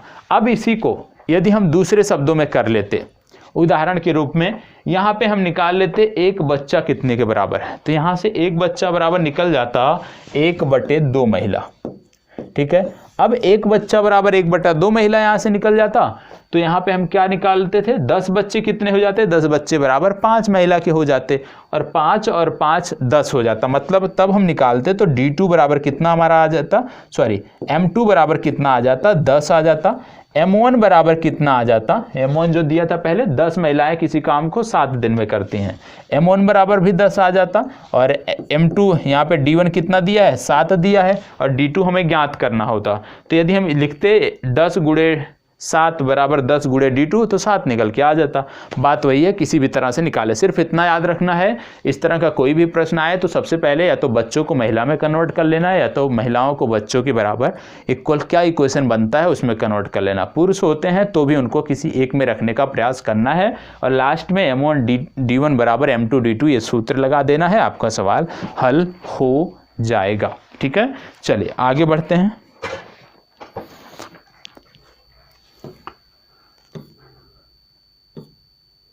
इसको बताएं। 11 और 90 के बीच में कितनी संख्याएं हैं जो 7 से भाग हो जाती हैं, विभाजित हो जाती हैं, होना चाहिए। एक बार देख लेता हूं मैं। यहाँ पे है, यहाँ प्रश्न में है 7 से भाग हो जाती हैं, मतलब ऐसी कितनी संख्याएं हैं जो 7 से कट जाती हैं, वही बात यहाँ पे पूछी जा रही है। चलिए, बहुत अच्छा सवाल है। इस तरह के प्रश्न आपकी परीक्षाओं में मिलेंगे देखने को। ठीक है, तो यहाँ पे क्या बोला गया है कि 11 और 90 के बीच में कितनी संख्याएं हैं जो 7 से भाग हो जाती हैं, जो 7 से कट जाती हैं। तो 11 से यदि हम बढ़ें तो क्या 11 कटेगा? नहीं कटेगा। 12 भी 7 से नहीं कटेगा, 13 भी नहीं कटेगा, 14 कटेगा। तो सबसे पहले 14 आ जाएगा। ठीक है, फिर क्या 15 कटेगा? नहीं। 16 भी नहीं, 17 भी नहीं, 18 भी नहीं। ठीक है, और 19 ये भी नहीं कटेगा 7 से, 20 ये भी नहीं कटेगा, 21 कटेगा। जी हाँ, 21 कटेगा। मतलब फिर आएगा अगला 21, इसी तरह से अगला आ जाएगा 28, इसी तरह से बढ़ता चला जाएगा। ठीक है, अब जितनी भी संख्या 90 तक है तो इसी तरह से बढ़ता चला जाएगा। ठीक, तो हमें क्या बोला गया है कि इनमें से कितनी संख्याएं हैं। तो एक तरीका तो ये है कि इस तरह से हम चीज़ों को गिनते चले जाएं, 20, 21, 22 इस तरह से देखते चले जाएं, मतलब 7 का पहाड़ा पढ़ते चले जाएं तो 70 तक निकल जाएगा कौन कौन सी संख्याएं कटेंगी। या एक दूसरा तरीका होता है, क्या? जैसे एक है 14, 7, 28, तो यहाँ पे इनका सर्वांतर कितना निकल के आ रहा है? 7। इनमें अंतर कितना निकल के आ रहा है? 7 निकल के आ रहा है। तो आप जानते हो श्रेणी क्रम आपने सुना होगा, Tn nवां पद बराबर होता है, Tn बराबर होता है a plus n minus 1 into D. a plus n minus 1 into D, ये फार्मूला होता है समानांतर श्रेणी का। और यहाँ पे जो श्रेणी बन रही है वो समानांतर श्रेणी बन रही है। अब इस बात करें a क्या होता है? a बराबर होता है पहला पद। ठीक है, n बराबर होता है नंबर ऑफ पद कितने हैं। ठीक है, नंबर ऑफ पद nवां। ठीक है, डी कितना होता है? डी होता है सार्वधातर। ठीक है, डी होता है आपका सार्वधातर। अब Tn निकालना है, Tn निकालना है तो Tn आपको दिया हुआ है। क्या दिया हुआ है? Tn आपका दिया हुआ, मतलब जो अंतिम पद इसमें 7 से कटेगा वो क्या होगा? 90 के बीच में, 90 के बीच में जो 7 से कटने वाला अंतिम पद होगा वो होगा 84, इसके बाद नहीं कटेगा। तो Tn बराबर आ गया 84। ठीक है, a बराबर पहला पद मतलब 14 प्लस n हमें ज्ञात करना है कितने पद होंगे? n माइनस 1 इंटू डी, सार्वधातर आ गया 7। ठीक है, 84 में से ये 14 घट जाएगा, ये आया 70 बराबर n माइनस 1 इंटू 7, ये कट के आ गया 10, n बराबर आपका आ गया 11। ठीक है, n बराबर कितना आपका आ गया? 11। तो n बराबर जो 11 आया है यही आपका उत्तर होगा। इसका सही उत्तर है 11। 11 दिया हुआ है, जी हाँ 11 दिया हुआ है। ये सूत्र इसलिए बताया क्योंकि यहाँ पे तो 90 तक था, हम अंगुलियों से भी गिन सकते थे। ठीक है, एक एक करके, लेकिन इसलिए बताया, मान लीजिए 1000 में पहुँच जाए संख्या, 2000 में पहुँच जाए, 10,000 में पहुँच जाए, तो आप आसानी से इस सूत्र के माध्यम से ज्ञात कर सकते हो। Tn nवां पद बराबर a plus n minus 1 into D. a है पहला पद, n दिया है जो नंबर ऑफ पद, और डी दिया है सार्वधातर, मतलब पहले और दूसरे पदों के बीच का जो अंतर है वो क्या होता है वो आपको पता होना चाहिए। ये तभी लगेगा जब ये जो श्रेणी है ये समानांतर श्रेणी बनेगी। एक होती है गुणोत्तर श्रेणी, वो बनेगी तो ये सूत्र नहीं लगेगा। समांतर श्रेणी के लिए लगेगा, इसलिए इसको याद रखना है। ठीक है, तो दोनों तरीके हैं। यदि आप एक एक काउंट करना चाहते हो वहां से भी कर सकते हो और इस तरीके से भी। इसको बताओ, एक व्यक्ति, ध्यान दीजिएगा प्रश्न अच्छा है। एक व्यक्ति स्थिर पानी में 7 सही 1/2 किलोमीटर प्रति घंटा से नौकायन कर सकता है। यदि 1 सही 1/2 किलोमीटर प्रति घंटा की गति से बहती हुई नदी में किसी स्थान पर पहुंचने और वापस आने के लिए उसे 50 मिनट का समय लगता हो तो उस स्थान की दूरी कितनी है। सबसे पहली बात यहाँ पे क्या बोला गया है? दूरी बोला गया है कितनी है। दूरी बराबर क्या होता है? चाल गुणे समय। अभी आगे हम बढ़ते हैं और एक एक करके देखते हैं। सबसे पहली बात यहाँ पे दो चीज़ें आपको देखनी है जब नदी की बात आती है, क्योंकि बोला गया है कि कोई व्यक्ति है, मान लो ए से बी तक जाता है, ठीक है, ये बी पॉइंट है, ये ए से बी तक जाता है, तो यहाँ पर आपको दो चीज़ देखनी है। मान लीजिए नदी की धारा है तो किसी ना किसी दिशा में बह रही होगी। मान लीजिए इस दिशा में नदी की धारा बह रही है, ठीक है।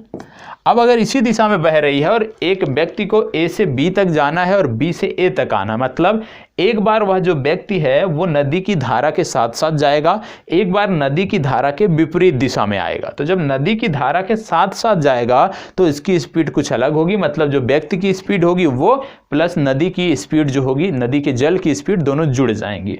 जब वापस आएगा तो व्यक्ति की स्पीड से नदी की स्पीड घट जाएगी, क्योंकि धारा के विपरीत दिशा में अभी ये तैर रहा है। ये हमें ध्यान रखना जरूरी है। अब सबसे पहले हम देख लेते हैं, बोला गया है व्यक्ति की शांत जल में चाल। तो व्यक्ति की शांत जल में चाल क्या होगी ये हम देख लेते हैं। दिया हुआ है, कितना दिया है, 7 से ही 1/2, मतलब 15/2 किलोमीटर प्रति घंटा ये इसकी स्पीड है। ठीक है, इसके साथ साथ यदि इतना गति से बहती हुई नदी, मतलब नदी की चाल कितनी है, नदी की चाल दी है 3/2 किलोमीटर प्रति घंटा। ठीक है, अब यदि हम बताएं तो यहां से हमें निकालना है सापेक्ष चाल। ठीक है, सापेक्ष चाल यहाँ पे कितना हो जाएगा, सापेक्ष चाल जब हम नदी की दिशा में जाएंगे, सापेक्ष चाल हमें तब निकालना है जब हम नदी की धारा की दिशा में हैं, मतलब धारा की दिशा में तैर रहे हैं। तो जब धारा की दिशा में तैर रहे होंगे तो दोनों जुड़ जाएंगी। 15/2 प्लस 3/2 आ जाएगा 18/2, और 18/2 का मतलब हो गया 9 किलोमीटर प्रति घंटा। कब होगा, जब हम ए से बी की तरफ जाएंगे, क्योंकि धारा की दिशा ए से बी की तरफ है। अब जब हम बी से ए की तरफ तैरेंगे तो धारा की विपरीत दिशा में तैरेंगे। तो जब धारा के विपरीत हम आएंगे, धारा के विपरीत, तो चाल क्या हो जाएगी, धारा के विपरीत सापेक्ष चाल तब जब धारा के विपरीत तैरेंगे तो घट जाएगा। 15/2 माइनस 3/2 बराबर 12/2 बराबर 6 किलोमीटर प्रति घंटा। ठीक है, ये तो चाल निकल के आ गई कि इसी चाल से हमें तैरना है। अब समय क्योंकि यहाँ पे दिया हुआ है कि आने और जाने में लगते कितने हैं, 50 मिनट लगते हैं। जाने में और आने में दोनों में 50 मिनट लगते हैं। तो समय बराबर होता है दूरी बटे चाल। ठीक है, सबको पता है समय बराबर दूरी बटे चाल। हमने मान लिया कि ए से बी की जो दूरी है वो x किलोमीटर है। ठीक है, तो समय बराबर दूरी बटा चाल। दूरी कितनी है, x किलोमीटर। चाल कितनी है, जाते समय यदि हम बात करें धारा की दिशा में 9, फिर वापस आते समय, क्योंकि समय दोनों का आने जाने का समय दिया है 50 मिनट, तो इसके जाने का समय में आने का समय जोड़ दिया जाएगा। आने के समय फिर भी दूरी सेम है तो x हो गया, और चाल यहाँ पे घट गई, यहाँ पे कितना आ गया 6, बराबर कितने के दिया है, मतलब आने और जाने में कितना समय लगा, 50 मिनट के समय लगा।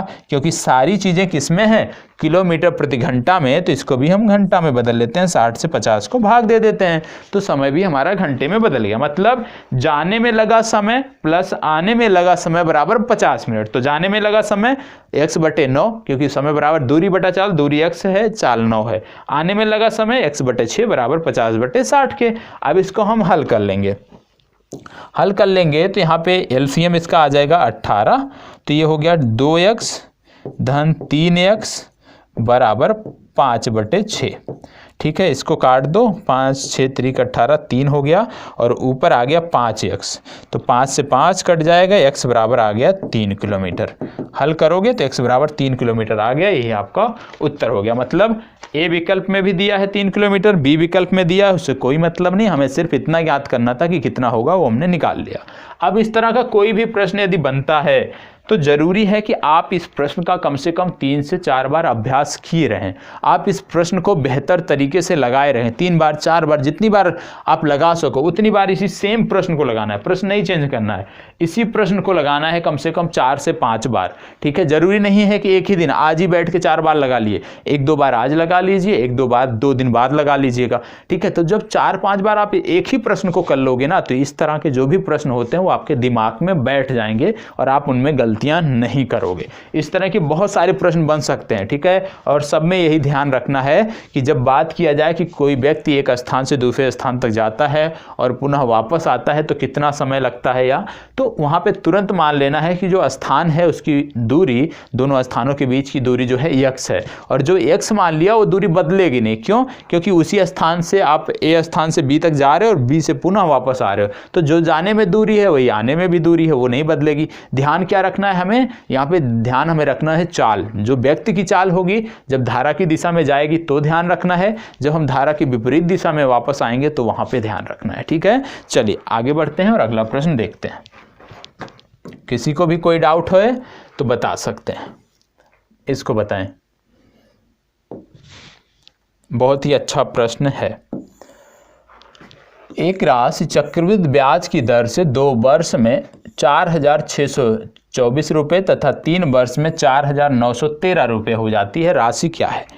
क्या बोला जा रहा है? आप खुद सोचिए, कितना आसान सा प्रश्न है। दिमाग थोड़ा सा लगाएं तो कितनी आसानी से हम इसका जवाब दे सकते हैं। बोला जा रहा है एक राशि चक्रवृद्धि ब्याज की दर से 2 वर्ष में 4,624 रुपये तथा 3 वर्ष में 4,913 रुपये हो जाती है। आपने एक सूत्र सुना होगा, चक्रवृद्धि ब्याज बराबर, सबको याद होना चाहिए। नहीं याद है आज नोट कर लीजिएगा। चक्रवृद्धि ब्याज बराबर क्या होता है?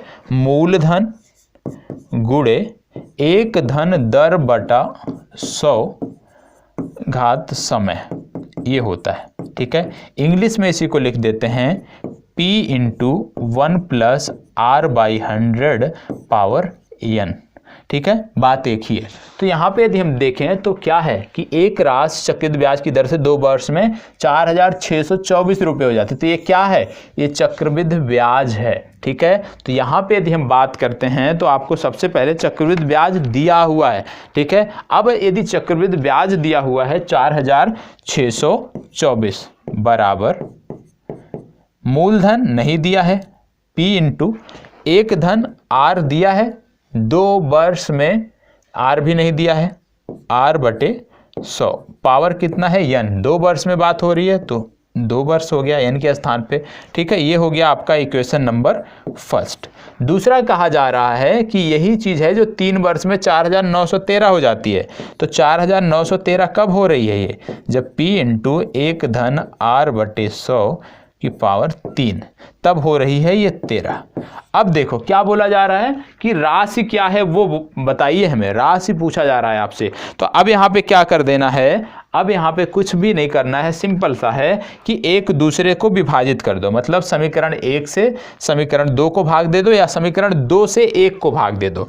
तो हमने क्या किया? समीकरण 2 से 1 को भाग दे दिया तो कितना आ जाएगा? 4,913 बटे 4,624, 4,624। ठीक है, बराबर P से P कैंसिल हो जाएगा, दोनों में है। ठीक है, हर और अंश में। अब यहाँ पे आपका आ जाएगा 1 धन R/100 की घाते 3 बटे 1 धन R/100 की घाते 2। ठीक है, यहाँ तक क्लियर है? अब देखो, अब इसको जब हम काट देंगे तो काटिए आप, जरा गुणा भाग करिए और बताइए कितना आ रहा है। और नहीं बताना है तो अभी आगे नोट कर लेते हैं, फिर देखते हैं। अब इसको ऐसे रहने दीजिए अभी। 4913 बटे 4624 बराबर, अब देखो यहाँ पे घाते 3 है, यहाँ पे घाते 2 है, तो 2 घाते कम हो जाएंगी, भाग में घाते घटती हैं, तो 3 में से 2 घट जाएगा, बचेगा 1 बराबर यहाँ पे आ जाएगा 1 धन R/100। ठीक है, 1 धन R/100 यहाँ से आ गया हल होकर के। अब 1 धन R/100 है तो R/100 बराबर कितना हो जाएगा? ये हो जाएगा 4,913 बटे 4,624 माइनस 1। अब इसको जब आप हल करोगे, इसको हल करने पे, क्योंकि मैंने हल किया है तो मैं बता देता हूँ कितना आ रहा है। ये हल करने पे आपका आ जाता है R/100 बराबर, ये आ जाएगा 289 बटे 4,624। ये हल करने पे आपका आएगा। और जब इसको आप हल करोगे तो R बराबर यहाँ से आ जाएगा 25/4। ठीक है, आप हल कर लेना, गुणा भाग करना है, मैंने किया है। देखो मैं रफली करके लेके आया हूँ तो मैं बता दे रहा हूँ। इसको गुणा भाग जब आप करोगे तो R बराबर आ जाएगा 25/4। अब जब R बराबर आपका आ गया 25/4 तो इसी R का जो मान है किसी भी समीकरण में ले जाके रख देना है। चाहे आप इसमें ला के रख दो 2 नंबर में, चाहे 1 नंबर में, और जो P की वैल्यू आएगी वही आपका उत्तर हो जाएगा। ठीक है, तो इतना स्वयं से करना है। यदि नहीं आता है तो बताइएगा, यदि नहीं कर पाते हैं तो निश्चित रूप से तुरंत बताइएगा, आपकी तुरंत मदद की जाएगी। ठीक है, चलिए आगे बढ़ते हैं। सूत्र याद रखिएगा, चक्रवृद्धि ब्याज बराबर मूलधन गुणे 1 धन दर बटे 100 की घाते समय, इसको आपको नहीं भूलना है, ठीक है। चलिए आगे बढ़ते हैं, इसको बताएं। एक व्यक्ति 20 रुपये मूल्य के शेयर 9% लाभांश अदा करके खरीदता है। वह अपने धन पर 12% ब्याज चाहता है। प्रति शेयर का बाजार भाव क्या होगा? अब यहाँ पे हम मान लेते हैं प्रति शेयर का बाजार भाव बराबर x रुपया, ठीक है। और जैसे ही x रुपया मानते हैं, तुरंत यहाँ पे यदि देखोगे तो क्या बोला जा रहा है कि 20 रुपये मूल्य के शेयर 9% लाभांश अदा करके खरीदता है। तो यहाँ पे तुरंत आ जाएगा x का 12% बराबर 20 का 9%। अब आसानी से आप इसको हल कर सकते हो, इसमें कुछ भी नहीं है। नहीं समझ में आएगा बताइएगा, कल इसको फिर से बता देंगे। चलिए इसको बताएं। अब बहुत सारे लोग होंगे कि इसको देख के घबरा गए होंगे कि क्या प्रश्न आ गया, क्योंकि चार्ट वाले जो इस तरह के सवाल होते हैं बहुत सारे लोग इसमें घबरा जाते हैं। तो घबराना नहीं है, ठीक है। हो सकता है कि जितना बड़ा बनाया गया है ये उतना ही आसान हो। चलिए देख लेते हैं। बोला गया निम्न पाई चार्ट किसी राष्ट्र द्वारा किसी विशेष वर्ग में खेलों पर किया जाने वाला एक व्यय को दर्शाता है, ठीक है। और क्या करना है? फुटबॉल, देखो फुटबॉल पर क्रिकेट से कितना प्रतिशत कम व्यय किया गया है ये ज्ञात करना है। फुटबॉल पर क्रिकेट से कितना प्रतिशत कम खर्च किया गया है ये ज्ञात करना है।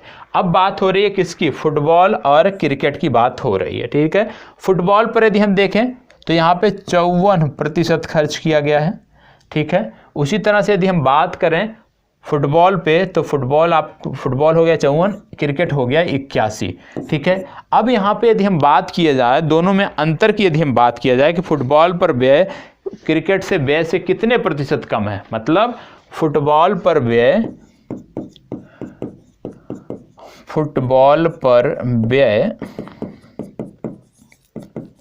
क्रिकेट से कितने प्रतिशत कम है? कितने प्रतिशत कम है? यहाँ पे है 81, वहाँ पे है 54। तो आप क्या करोगे? 81 माइनस 54 गुणे 100/81, ठीक है। अब जो आएगा वही प्रतिशत हो जाएगा। अब 81 में से जब आप 54 घटाओगे तो आपका निकल के जो भी आता है वो आप कर लेना। यहाँ पर भी कुछ नहीं था, जैसे आपने पढ़ा है ना, जैसे आपने पढ़ा यहाँ पे क्या बोला है कि फुटबॉल पर व्यय क्रिकेट से कितने प्रतिशत कम है। तो जब भी इस तरह का सवाल आए कि प्रतिशत कम की बात की जा रही है, प्रतिशत कम की बात की जा रही है, तो ये जो कम, कितनी कमी है? कमी गुणे 100, कमी गुणे 100 बटे जिससे तुलना की जाए उसकी बात यहाँ पे रखो रही है, मतलब कौन सा अधिक है। ये एक सूत्र होता है, प्रतिशत कमी बराबर कमी गुणे 100 बटे जिसकी तुलना की जाती है, जो ज़्यादा होता है वो यहाँ पे रख दिया जाता है और सिंपल सा आप इसको निकाल सकते हो, ठीक है। ये सूत्र आपको याद रखना है। प्रतिशत कमी बराबर कमी, कितनी कमी की जा रही है? कमी गुणे 100 बटे जो पहला वर्ग है जिससे तुलना की जा रही है उसकी बात यहाँ पे कर दी जाती है, ठीक है। तो यहाँ पे याद रखना है प्रतिशत कमी बराबर कमी, मतलब कितनी कमी की गई है। एक में 81 है, एक में 54 है, तो 81 में से 54 घटाओगे तभी तो कमी पता चलेगा। गुणे 100 बटे जिससे तुलना की जाए, जो अधिक वाला है वो यहाँ पे लिख दिया जाता है प्रतिशत अधिक, ठीक है। इस तरह से आप इसको हल कर सकते हो। इसका सूत्र है, याद रखिएगा, प्रतिशत कमी प्रतिशत मुनाफा, ये इस तरह के सूत्र होते हैं, ठीक है। चलिए आगे बढ़ते हैं। अब इस पीडीएफ में नहीं है, ये तो पहले दिन का था। इतना प्रश्न हमारा लक्ष्य था कि पहले दिन हम समाप्त करते, लेकिन हम पहले दिन नहीं कर पाए, ठीक है। तो आज भी कुछ प्रश्न हैं, इनको भी हमें देखना है और इसी के बाद मैथ की जो चर्चा है वो रोकी जाएगी और सिर्फ टॉपिक विशेष आपको अध्ययन कराए जाएंगे। 2 दिन में लगभग 30 से 40 प्रश्नों का यहाँ पर आपका अध्ययन कराया जा रहा है और 30 से 40 प्रश्न जो आपके अध्ययन कराए जा रहे हैं वो लगातार आपकी परीक्षा में पूछे हुए प्रश्न हैं, ठीक है। तो इसको जब हम कर लेते हैं उसके बाद हम बढ़ेंगे बिहार राज्य विशेष पर, लेकिन जो सिलेक्टेड टॉपिक हैं उनका हम लगातार अध्ययन करेंगे, ठीक है, जहाँ से प्रश्न बन रहे हैं, क्योंकि सबसे पहला प्रयास यही था कि आपको पता चले प्रश्न कहाँ से बन रहे हैं। चलिए इसको देखिए, अच्छा प्रश्न है, ध्यान से देखना है। चलिए, पीडीएफ यदि नहीं मिली है आज आपको मिल जाएगी, परेशान होने की ज़रूरत नहीं है। इसको बताएं। ए बी सी किसी व्यवसाय में 20 लाख रुपए, 3 व्यक्ति हैं ए बी और सी, किसी व्यवसाय में 20 लाख रुपए 7:2:1 के अनुपात में लगाते हैं। कुल लाभ 18% होता है और ए को 30% तथा बी को 20% कर चुकाना है। ए का शुद्ध लाभ बी के शुद्ध लाभ से कितने प्रतिशत अधिक है? बोला जा रहा है ए के और बी के बीच में तुलना करनी है। देखो, जिस अनुपात में व्यक्ति पूंजी लगाएंगे उसी अनुपात में व्यक्तियों द्वारा लाभों का बंटवारा भी किया जाएगा। तो कहने का मतलब है कि जिस अनुपात में पूंजी लगाई गई है बंटवारा भी उसी अनुपात में देखने को मिलेगा। अब जिस अनुपात में पूंजी लगाई गई है उस अनुपात में हम देख लेते हैं। सबसे पहले ए बी और सी का कुल लाभ कितना हुआ है ये देख लेते हैं। ए बी सी का, ये तो लाभ प्रतिशत दिया है ना, तो कुल लाभ कितना हुआ ए बी सी का कुल लाभ कितना हुआ है ये हमें देखना है। कुल लाभ बोला जा रहा है कि 18% हुआ है। कुल लाभ 18% हुआ है, तो 18% यदि हुआ है कितने में? 20 लाख हमने लगाया था, तो 20 लाख का 18% यहाँ पे हम निकालते हैं। तो इकाई, दहाई, सैकड़ा, हजार, 10,000, लाख, 10 लाख गुणे 18/100। तो यहाँ से हमारा निकल के आया कि जो कुल लाभ हुआ है उसकी यदि हम बात करें तो 18 दूनी 36 और 2 2 4, 1 2 3 4, इतना लाभ आपको देखने को मिल रहा है। कुल लाभ आपको देखने को मिल रहा है 3,60,000। अब 3,60,000 ये क्या है? कुल लाभ है। और इस लाभ में ए का हिस्सा कितना होगा? कुल लाभ में ए का हिस्सा, कुल लाभ में ए का हिस्सा कितना होगा? देखो, ए ने 7% की हिस्सेदारी की थी, तो निश्चित रूप से जो इसका हिस्सा होगा वो उतने ही प्रतिशत होगा, तो 7% होगा।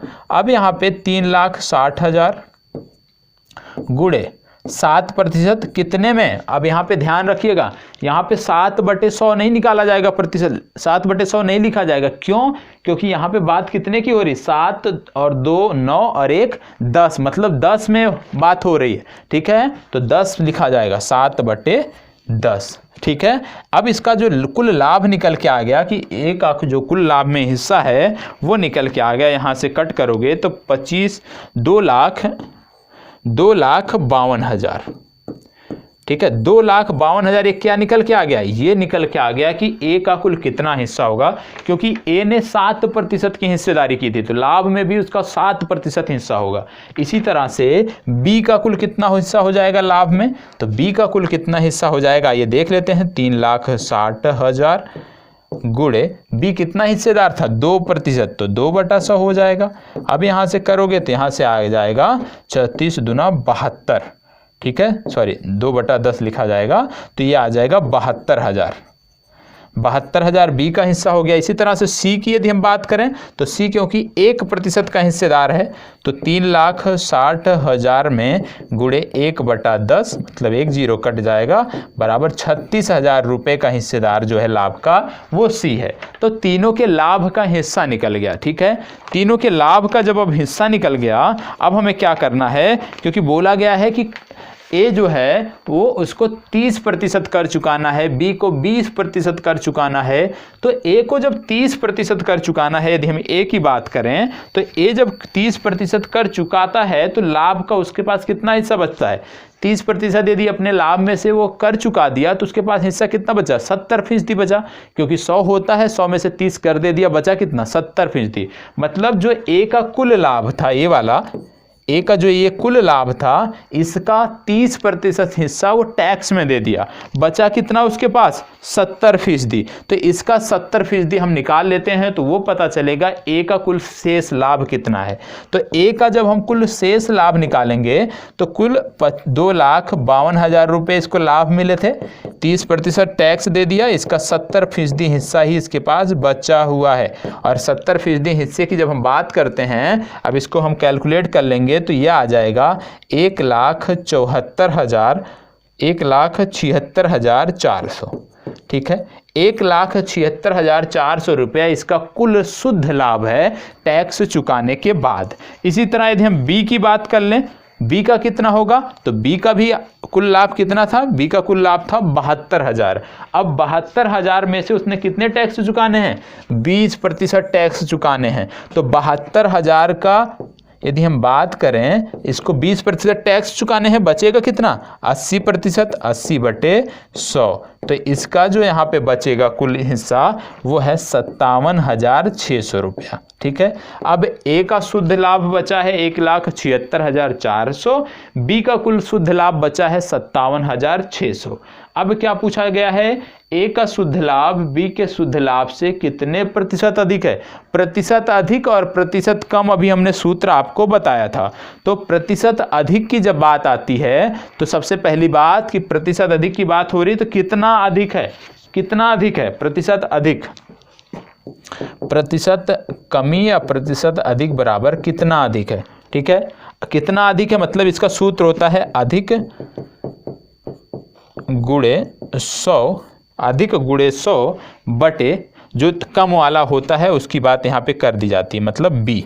ठीक है, कम वाला जो हिस्सा होता है यहाँ पे कर दिया जाता है। जब हम प्रतिशत कमी निकालते थे तो हर में क्या होता था, अधिक वाला हिस्सा होता था, लेकिन जब हम प्रतिशत अधिक निकालते हैं तो नीचे कमी वाला हिस्सा होता है, ये आपको पता होना चाहिए। अब प्रतिशत अधिक की बात हो रही है तो कितना अधिक है आप घटा लेना, 1,76,400 में से 57,600 घटा लेना तो पता चल जाएगा कितना अधिक है। जितना घटाने पे आएगा उतना गुणे 100 बटे 57,600, तो पता चल जाएगा कि कितना प्रतिशत इसका अधिक है। ठीक है, तो आसानी से आप निकाल सकते हो। ये दो सूत्र आपको याद रखने, जैसे इससे पहले आपने प्रतिशत कमी वाला देखा कि प्रतिशत कमी बराबर कमी गुणे 100 बटे जो अधिक वाला हिस्सा था उसकी बात की जाती थी, मतलब जो फायदे में रहता था, जो ज़्यादा हिस्सा रखता था। इसी तरह से प्रतिशत अधिक की जब बात करते हैं तो कितना अधिक है, अधिक गुणे 100 बटे जिससे तुलना की जाए, मतलब जो कम हो उसकी बात यहाँ पर की जाती है। तो ये दोनों सूत्र याद रखिएगा, इसी तरह आप आसानी से चीज़ों को कर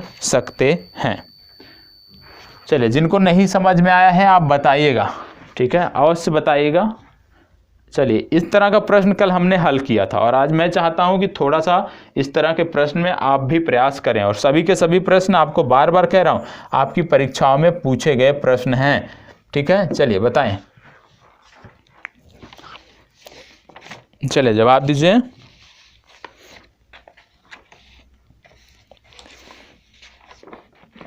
जवाब दीजिए। पानी की एक टंकी के तल में दो छेद ए तथा बी हैं। ठीक है, केवल ए छेद खोलने पर भरी हुई टंकी 30 मिनट में खाली हो जाती है, केवल बी छेद खोलने पर भरी हुई टंकी 20 मिनट में। ठीक है, एक को खोल देने पे 30 मिनट में खाली होती है, एक को खोल देने से 20 मिनट में खाली होती है। आगे बोला जा रहा है यदि 10 मिनट तक दोनों को खोल कर रखा जाए तथा बी को बंद कर दिया, मतलब 10 मिनट को दोनों को खोलकर फिर बी को यदि हम बंद कर दें तो भरी हुई टंकी को खाली करने में कुल कितना समय लगेगा। अब भरी हुई टंकी को खाली करने में कितना समय लगेगा यही आपको बताना है। ठीक है, चलिए देख लेते हैं कितना समय लगेगा। अब देखो यहाँ पे क्या आपको देखना है, क्या चीज़ें आपको ध्यान में रखनी है। सबसे पहली बात, कल मैंने बताया था कि इस तरह के कोई भी जो प्रश्न होते हैं सबसे पहले हम देख लेते हैं कि जो जैसे इसमें दो टोटी दिए हुए हैं, दो छेद की बात हुई है, तो वो कितने देर में खाली हो जाते हैं। तो जैसे पहले की यदि हम बात करें, यदि पहले छेद को यहाँ पे दो दिया है, यदि ए तथा बी हैं, तो यदि ए वाले की यदि हम बात करें, यदि ए द्वारा टंकी को 1 मिनट में, ए द्वारा टंकी का 1 मिनट में खाली हुआ भाग, देखो क्योंकि ये ए वाला जो है वो 30 मिनट में खाली कर देता है। ठीक है, ए वाला जो है वो 30 मिनट में खाली कर देता है, तो 1 मिनट में कितना खाली करेगा, 1 मिनट में ये खाली करेगा 1/30 भाग। ठीक है, इसी तरह से जो बी वाला है वह 1 मिनट में कितना खाली करेगा, क्योंकि वह कितने में खुलता है, 20 मिनट में खाली कर देता है। ठीक है, तो 1 मिनट में कितना करेगा, 1/20 भाग करेगा। ठीक है, पहले दोनों का हमने देख लिया, दोनों की कुल क्षमता दी है कि एक बार खुल जाएंगे तो कितने दिन में खाली कर देंगे, बी वाला कितना दिन में खाली कर देगा, सारा चीज़ें दी हुई हैं। तो हमने देख लिया कि यदि हम ए की बात करें तो 1 मिनट में कितना खाली करता है, यदि हम बी की बात करें तो वह 1 मिनट में कितना खाली करता है। ये दोनों चीज़ें हमने निकाल लिया।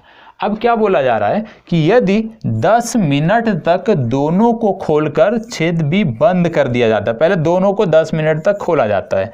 कहने का मतलब है कि यदि दोनों को 10 मिनट तक खोल दिया जाए, दोनों को 10 मिनट तक खोलने पर खाली भाग कितना होगा।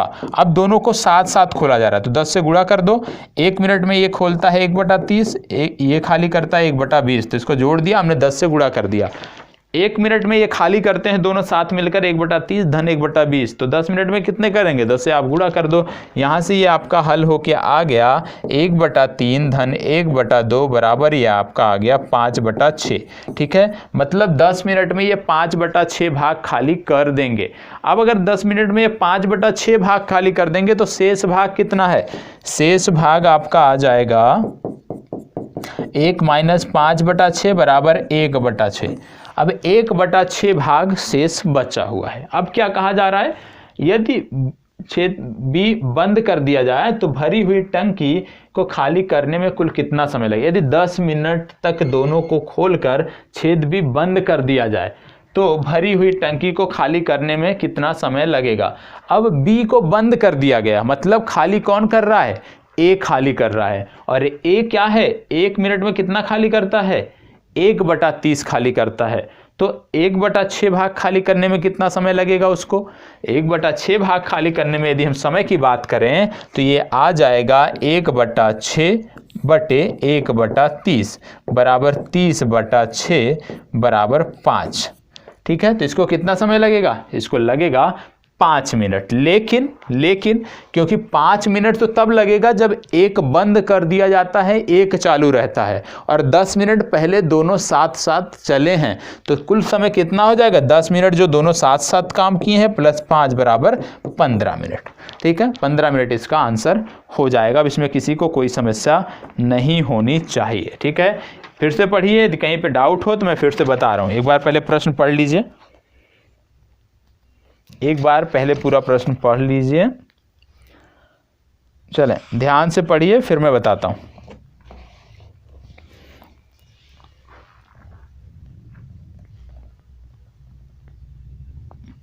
ध्यान से पढ़ें।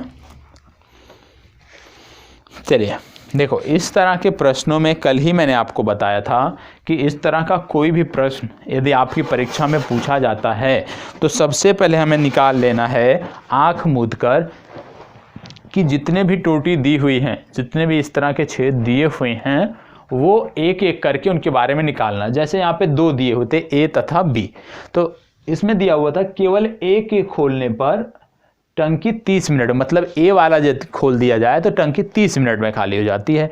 अगला कहा जा रहा है कि यदि बी को खोल दिया जाए तो टंकी जो है वो 20 मिनट में खाली हो जाती है।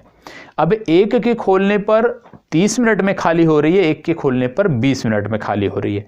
तो हमने देख लिया कि जिसके खोलने पर 30 मिनट में खाली हो रही है वो 1 मिनट में कितना खाली करता है। तो जब 30 मिनट में वो पूरा खाली करता है तो 1 मिनट में 1/30वां भाग खाली करेगा। उसी तरह से दूसरा जो है वो 1 मिनट में 1/20वां भाग खाली करेगा। ये तो हमें पता चल गया दोनों 1 मिनट में कितना खाली करेंगे। फिर प्रश्न में बोला गया है कि 10 मिनट तक दोनों खुले रहते हैं, मतलब 10 मिनट तक दोनों खाली करते रहते हैं टंकी को। तो 10 मिनट में, 1 मिनट में दोनों की क्षमता पता चल गई कि कितना खाली करते हैं। 10 मिनट में कितना करेंगे, उन्हीं को 10 से गुणा करना है। लेकिन दोनों साथ चल रहे हैं तो पहले ए और बी दोनों जब साथ चलते हैं तो कितना खाली करते हैं 1 मिनट में, उसको जोड़ के 10 से गुणा कर देना है। तो हमें पता चल गया 10 मिनट में इन्होंने कितना खाली किया। और हमने देखा कि 10 मिनट में इन्होंने 5/6 भाग खाली किया। अब शेष भाग कितना बचा है, कुछ भी होता है 1 होता है, तो शेष भाग कितना हो गया, 1 - 5/6 बराबर 1/6। अब शेष भाग है 1/6। अब बोला जा रहा है कि बी को बंद कर दिया गया और सिर्फ ए काम कर रहा है, बी को बंद कर दिया, सिर्फ ए काम कर रहा है, तो 1/6 भाग खाली करने में कितना समय लगेगा। ए की क्षमता हमने देखा था कि 1 मिनट में वो खाली करता था 1/30 भाग। अब यहाँ पे बोला गया है कि 1/6 भाग खाली करने में कितना समय लगेगा, तो वहाँ पे हम निकाल लेते, चूंकि और इसलिए आपने पढ़ा है वहाँ से निकाल लेंगे, सॉरी। तो यहाँ से आ जाएगा 1/6 बटे 1/30 बराबर 30/6 बराबर 5 मिनट। दूसरे शब्दों में यदि हम निकालें तो ऐसे भी निकाल सकते हो कि 30 मिनट में खाली करता है बराबर 1 टंकी, इसलिए 1/6 भाग खाली करने में कितना समय लगेगा, तो 30/6 बराबर 5 मिनट। अब ये तो 5 मिनट आया है, क्या 5 मिनट आया है कि ए वाला जो है वो 5 मिनट में खाली कर देगा बचे हुए भाग को। लेकिन प्रश्न में क्या पूछा जा रहा है कि भरी हुई टंकी को खाली करने में कितना समय लगेगा। भरी हुई टंकी को पूछ लिया है प्रश्न में। भरी हुई टंकी से 10 मिनट पहले दोनों चले हैं, तो वो 10 मिनट में खाली किया था 5/6 भाग, बाकी का 5 मिनट में खाली हुआ है, तो कुल मिलाकर 15 मिनट समय यहाँ पर लगा है, ये आपको पता होना चाहिए। ठीक है, चलिए आगे बढ़ते हैं और अगला प्रश्न देखते हैं।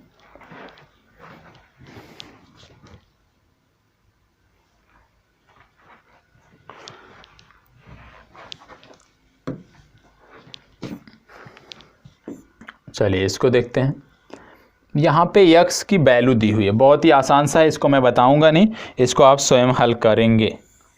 ठीक है, यहाँ पे x बराबर दे दिया गया है -2/3, तो इतने का मान निकालना है। अब इसमें कुछ नहीं करना है, x के स्थान पे -2/3 रख देना है, इसके बाद गुणा भाग कर लेना है, -3 × -2/3 ऋण 11। अब इसको हल कर लेना है, इसमें कुछ है नहीं, गुणा करने पे जो आ गया वही आपका आंसर हो गया। ठीक है, तो इसको स्वयं से कर लीजिएगा, सबके लिए जिम्मेदारी है, और करके इसको बताना है। जितने भी छात्र वीडियो देख रहे हैं करके उनको बताना है कि इसका जवाब क्या आया, कितना आया है। चले इसको बताएं। कुछ लोगों को ये देखने में बहुत कठिन लग रहा होगा कि वाह क्या सवाल दे दिया, इसको तो कैसे निकालेंगे, लेकिन घबराना नहीं है, बहुत ही आसान है। जो भी डिजिट दी है पहले देख लेते हैं कि दशमलव कितने अंकों पे लगा है। 1 2 3 4 5 6 7 8, 8 अंकों पे यहाँ लगा है, यहाँ पर 1 2 3 4 5 6 7 8। जब दोनों में समान अंकों पर दशमलव लगा हो हर और अंश में, तो ये दशमलव समाप्त हो जाता है, और जैसे ही दशमलव समाप्त हुआ बचा कितना, 1225 बटे 5329। अब ये आपका बच गया 1225 बटे 5329, तो x का मान निकालना है। अब x बराबर इतना है। ठीक है, अब यहाँ से यदि आप कर लो 1225 बटे 5329, अब इसको आपको हल करना है, गुणा भाग इसमें करना है, गुणा भाग कर लेना, जो आएगा वही आपका उत्तर हो जाएगा। ठीक है, अब इसको जैसे हम क्या लिख सकते हैं, इसको लिख सकते हो 1225 को लिख सकते हो 35 × 35। 1225 को आप लिख सकते हो 35 × 35। मैंने हल किया इसलिए मैं बता रहा हूँ। ठीक है, वर्गमूल निकाल लेना। कैसे, ये जिसको निकालना ना पता हो वो भी बता दे रहा हूँ। 2 तरीके हैं वर्गमूल निकालने के, या तो आप सबसे छोटी संख्या से काटना शुरू करो, जैसे 5 से कटेगा, 5 दूना 10, 5 चौके 20, 5 पचे 25, फिर ऐसे काटते चले जाओ। दूसरा तरीका होता है भाग विधि का, जिनमें आप जोड़ा बनाते हो और इस तरह से आप भाग देते हो। 3 त्रिके 9। ठीक है, यहाँ पे आ गया 3, ये पूरा जोड़ा यहाँ पे उतर जाएगा 25, और 3 ये 3 यहाँ पे हो गया 6, और यहाँ पे 5 बार ये जाएगा, 5 बार चला गया और आ गया 325, ये आपका कट गया। ठीक है, तो कहने का मतलब यहाँ से भी 35 आ गया, गुणनखंड भी से हल करोगे वहाँ भी 35 आएगा, तो 35 × 35 हो गया। इसी तरह से जब 5329 है, इसको हमने हल किया तो यहाँ पे आया 73 × 73, 73 × 73। अब वर्गमूल का चिन्ह लगा है तो बराबर हो जाएगा क्या, 35/73, और 35/73 कोई दिया है आपके विकल्प में, जी हाँ ए विकल्प दिया है, ए विकल्प आपका सही उत्तर होगा। तो जिनको ये नहीं आता है गुणनखंड विधि से लघुत्तम निकालना, गुणनखंड विधि से आपको वर्गमूल निकालना नहीं आता है, तो प्लीज़ बताएंगे, आपके लिए अलग से प्रयास करूँगा। बार बार कह रहा हूँ, किसी से अपने आप को कम नहीं मानना है, यदि आपको नहीं आ रहा तो शर्म नहीं करनी है इसमें किसी बात की। ठीक है, बताना है उसको। चलिए आगे बढ़ते हैं। एक परीक्षा में प्रत्येक उम्मीदवार हिंदी अथवा इतिहास दोनों लेता है। 66% हिंदी तथा 59% इतिहास लेते हैं। ठीक है, उम्मीदवारों की यदि कुल संख्या 3000 थी तो कितने उम्मीदवारों ने हिंदी और इतिहास दोनों लिए हैं, ये आपको बताना है। चलिए पहले ध्यान से पढ़िएगा, इस तरह के प्रश्न हमने 2-3 किए हैं और उसी आधार पे हमने करना है। ध्यान से पढ़ें तभी इसका जवाब निकल पाएगा। चलें प्रयास करें, आसानी से हो जाएगा, कुछ भी नहीं है इसमें। देखो यहाँ पे क्या बोला गया है कि प्रत्येक उम्मीदवार हिंदी अथवा इतिहास अथवा दोनों लेता, मतलब जरूरी है या तो कोई हिंदी लेगा या तो कोई इतिहास लेगा या दोनों ले सकता है। यहाँ पे क्या बोला गया, 66% हिंदी लेते हैं, 59% इतिहास लेते हैं। ठीक है, अब अगर 66% हिंदी ले लिए, 59% इतिहास ले लिए, तो ऐसे कितने छात्र बचे हैं, ऐसे कितने छात्र बचे हैं जिन्होंने सिर्फ और सिर्फ आप कह सकते हो कि हिंदी इतिहास दोनों लिया है। तो हिंदी इतिहास दोनों विषयों लेने का जो प्रतिशत है कि जो छात्र हिंदी और इतिहास दोनों लिए हैं उनका निकालने का प्रतिशत है कि कितने छात्र हिंदी और कितने छात्र केवल इतिहास लिए हैं, उनमें से 100% घटा दो, क्योंकि कुल प्रतिशत कितना होता है, 100% ही होता है। तो यहाँ पे यदि हम घटाते हैं तो ये जो जुड़ता है ये आपका यहाँ पे आ जाता है 125 माइनस 100 बराबर 25%। मतलब 25% छात्र ऐसे हैं जो दोनों विषय लेते हैं, 25% छात्र ऐसे निकल कर आ गए जो दोनों विषय लेते हैं। और यहाँ पे क्या बोला गया है कि हिंदी एवं इतिहास दोनों लेने वालों की संख्या बताइए। तो कुल संख्या है 3000 और 3000 का 25% छात्र हैं जो दोनों लेते हैं। गुणा कर दो 25/100, 100 से 100 कट गया, 25 × 75, 750 आपका उत्तर आ गया। ठीक है, बी विकल्प आपका उत्तर हो गया, यही आपका सही जवाब है। ठीक है, अब इसको दूसरे तरीके से ज्ञात करना था तो इस तरह से कुछ बनता था, ये दो ऐसे बनते, एक में आपका हो गया 66%, एक में आपका हो गया 59%। ठीक है, टोटल की बात हो रही है, पूरे गोले की बात हो रही है, कितने इतने छात्र हैं। अब इनमें से ये बीच वाला ज्ञात करना था, तो बीच वाला कैसे निकालोगे आप, इसी तरह से निकालोगे कि कितने छात्र ऐसे हैं जो दोनों लिए हैं। तो दोनों लेने वाले छात्रों का प्रतिशत क्या होगा, अलग अलग लेने वाला छात्रों का प्रतिशत माइनस कुल छात्रों का प्रतिशत, तो घटा दो, आसानी से आपका जवाब मिल गया। ठीक है, चलिए ये कुछ ट्रिक होती हैं, इनको आपको सीखना पड़ेगा।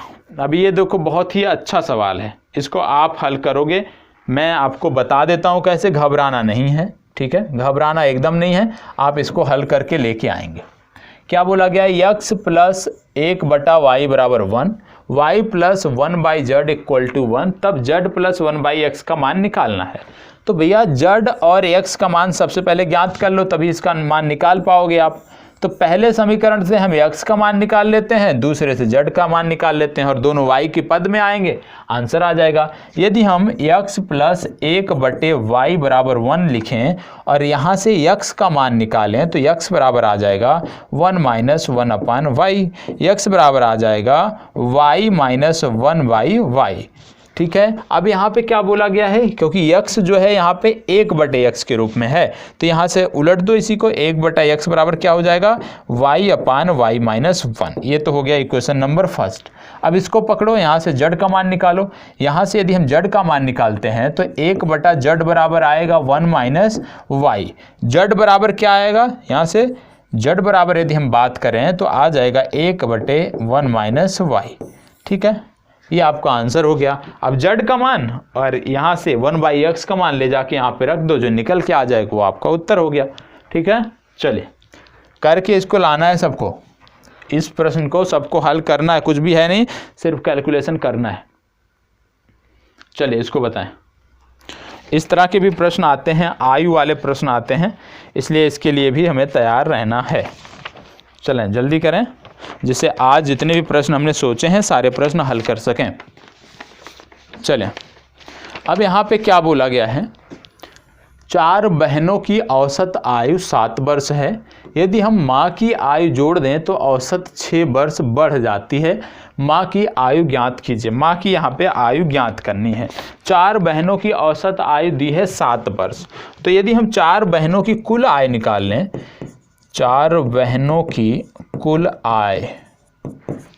आयु कुल आयु यदि हम निकाल लें तो कितना हो जाए, क्योंकि औसत आयु 4 वर्ष है तो 7 × 4 बराबर 28 वर्ष।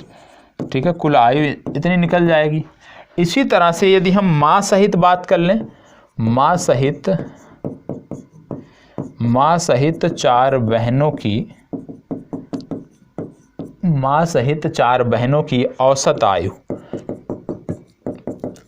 आयु कितनी है, क्या बोला गया है कि 6 वर्ष बढ़ जाती है। जब माँ की औसत आयु इसमें जुड़ जाती है तो 6 वर्ष बढ़ जाती है। तो पहले थी 6, 7 और इसमें 6 जुड़ जाएगी तो 7 और 13, मतलब माँ सहित 4 बहनों की औसत आयु हो जाएगी 13, क्योंकि प्रश्न में क्या बोला गया है, यदि माँ की आयु जोड़ दें तो औसत 6 वर्ष बढ़ जाता है। पहले 7 था, उसमें 6 जोड़ दिया, आ गया 13। अब हम निकाल लेते हैं माँ सहित 4 बहनों की कुल आयु। अब हम कुल आयु जब निकालने बैठेंगे तो 4 और 1 कितने हो गए, 5 हो गए, और 13 × 5 कर दो, 13 × 5 आ जाए 65, मतलब 65 वर्ष यहाँ पे निकल गए। ठीक है, अब क्या बोला जा रहा है कि माँ की आयु क्या होगी, तो माँ की आयु देखो, माँ की आयु बराबर क्या हो जाएगी, 65 - 28, और 65 में से 28 घटा दोगे तो आ जाएगा आपका 37। यही आपका उत्तर होगा।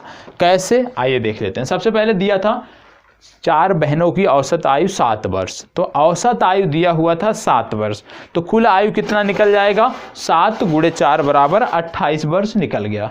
फिर आगे इसमें लिखा है कि यदि माँ की औसत आयु को भी इनकी औसत आयु में जोड़ दिया जाए तो कुल औसत जो है वो 7 अधिक हो जाता है। मतलब माँ को भी जोड़ने से कुल औसत 7 अधिक हो जाता है। पहले कितना था औसत, 7 था, बाद में कितना अधिक हो रहा है, 6 अधिक हो रहा है, क्योंकि 6 बोला गया है।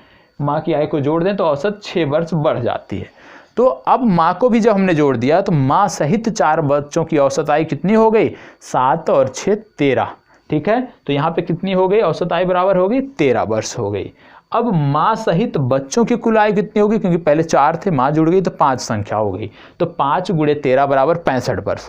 अब ये जो अंतर आया है 65 और 28 में, 28 में केवल 4 बच्चे सम्मिलित थे, 65 में माँ भी सम्मिलित है, तो माँ की आयु यही तो होगी ना जो 28 से सरप्लस होगी। तो हमने घटा दिया, 65 - 28 बराबर 37, आपका उत्तर हो गया। ठीक है, चलिए आगे बढ़ते हैं।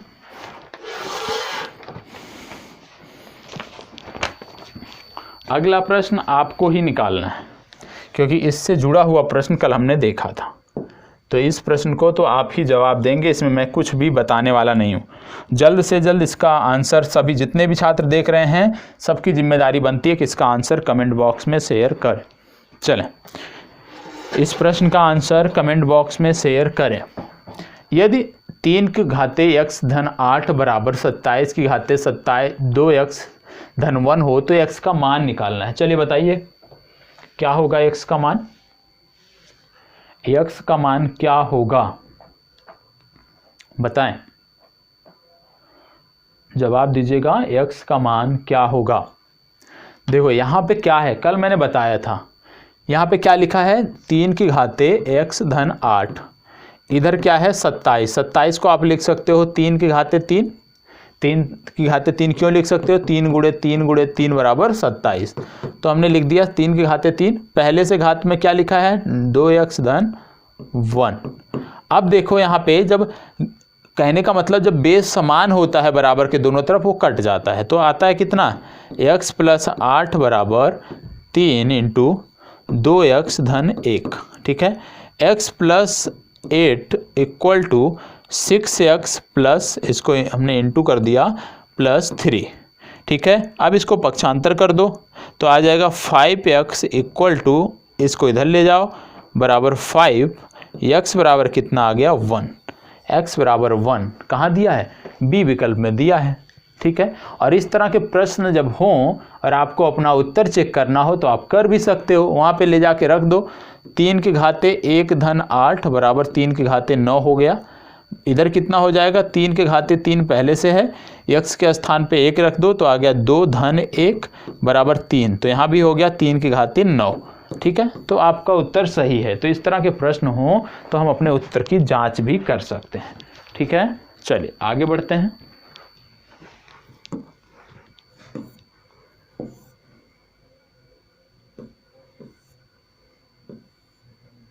चलें इसको बताएं। प्रत्येक पूर्णांक x के लिए व्यंजक इतना का विभाजक है।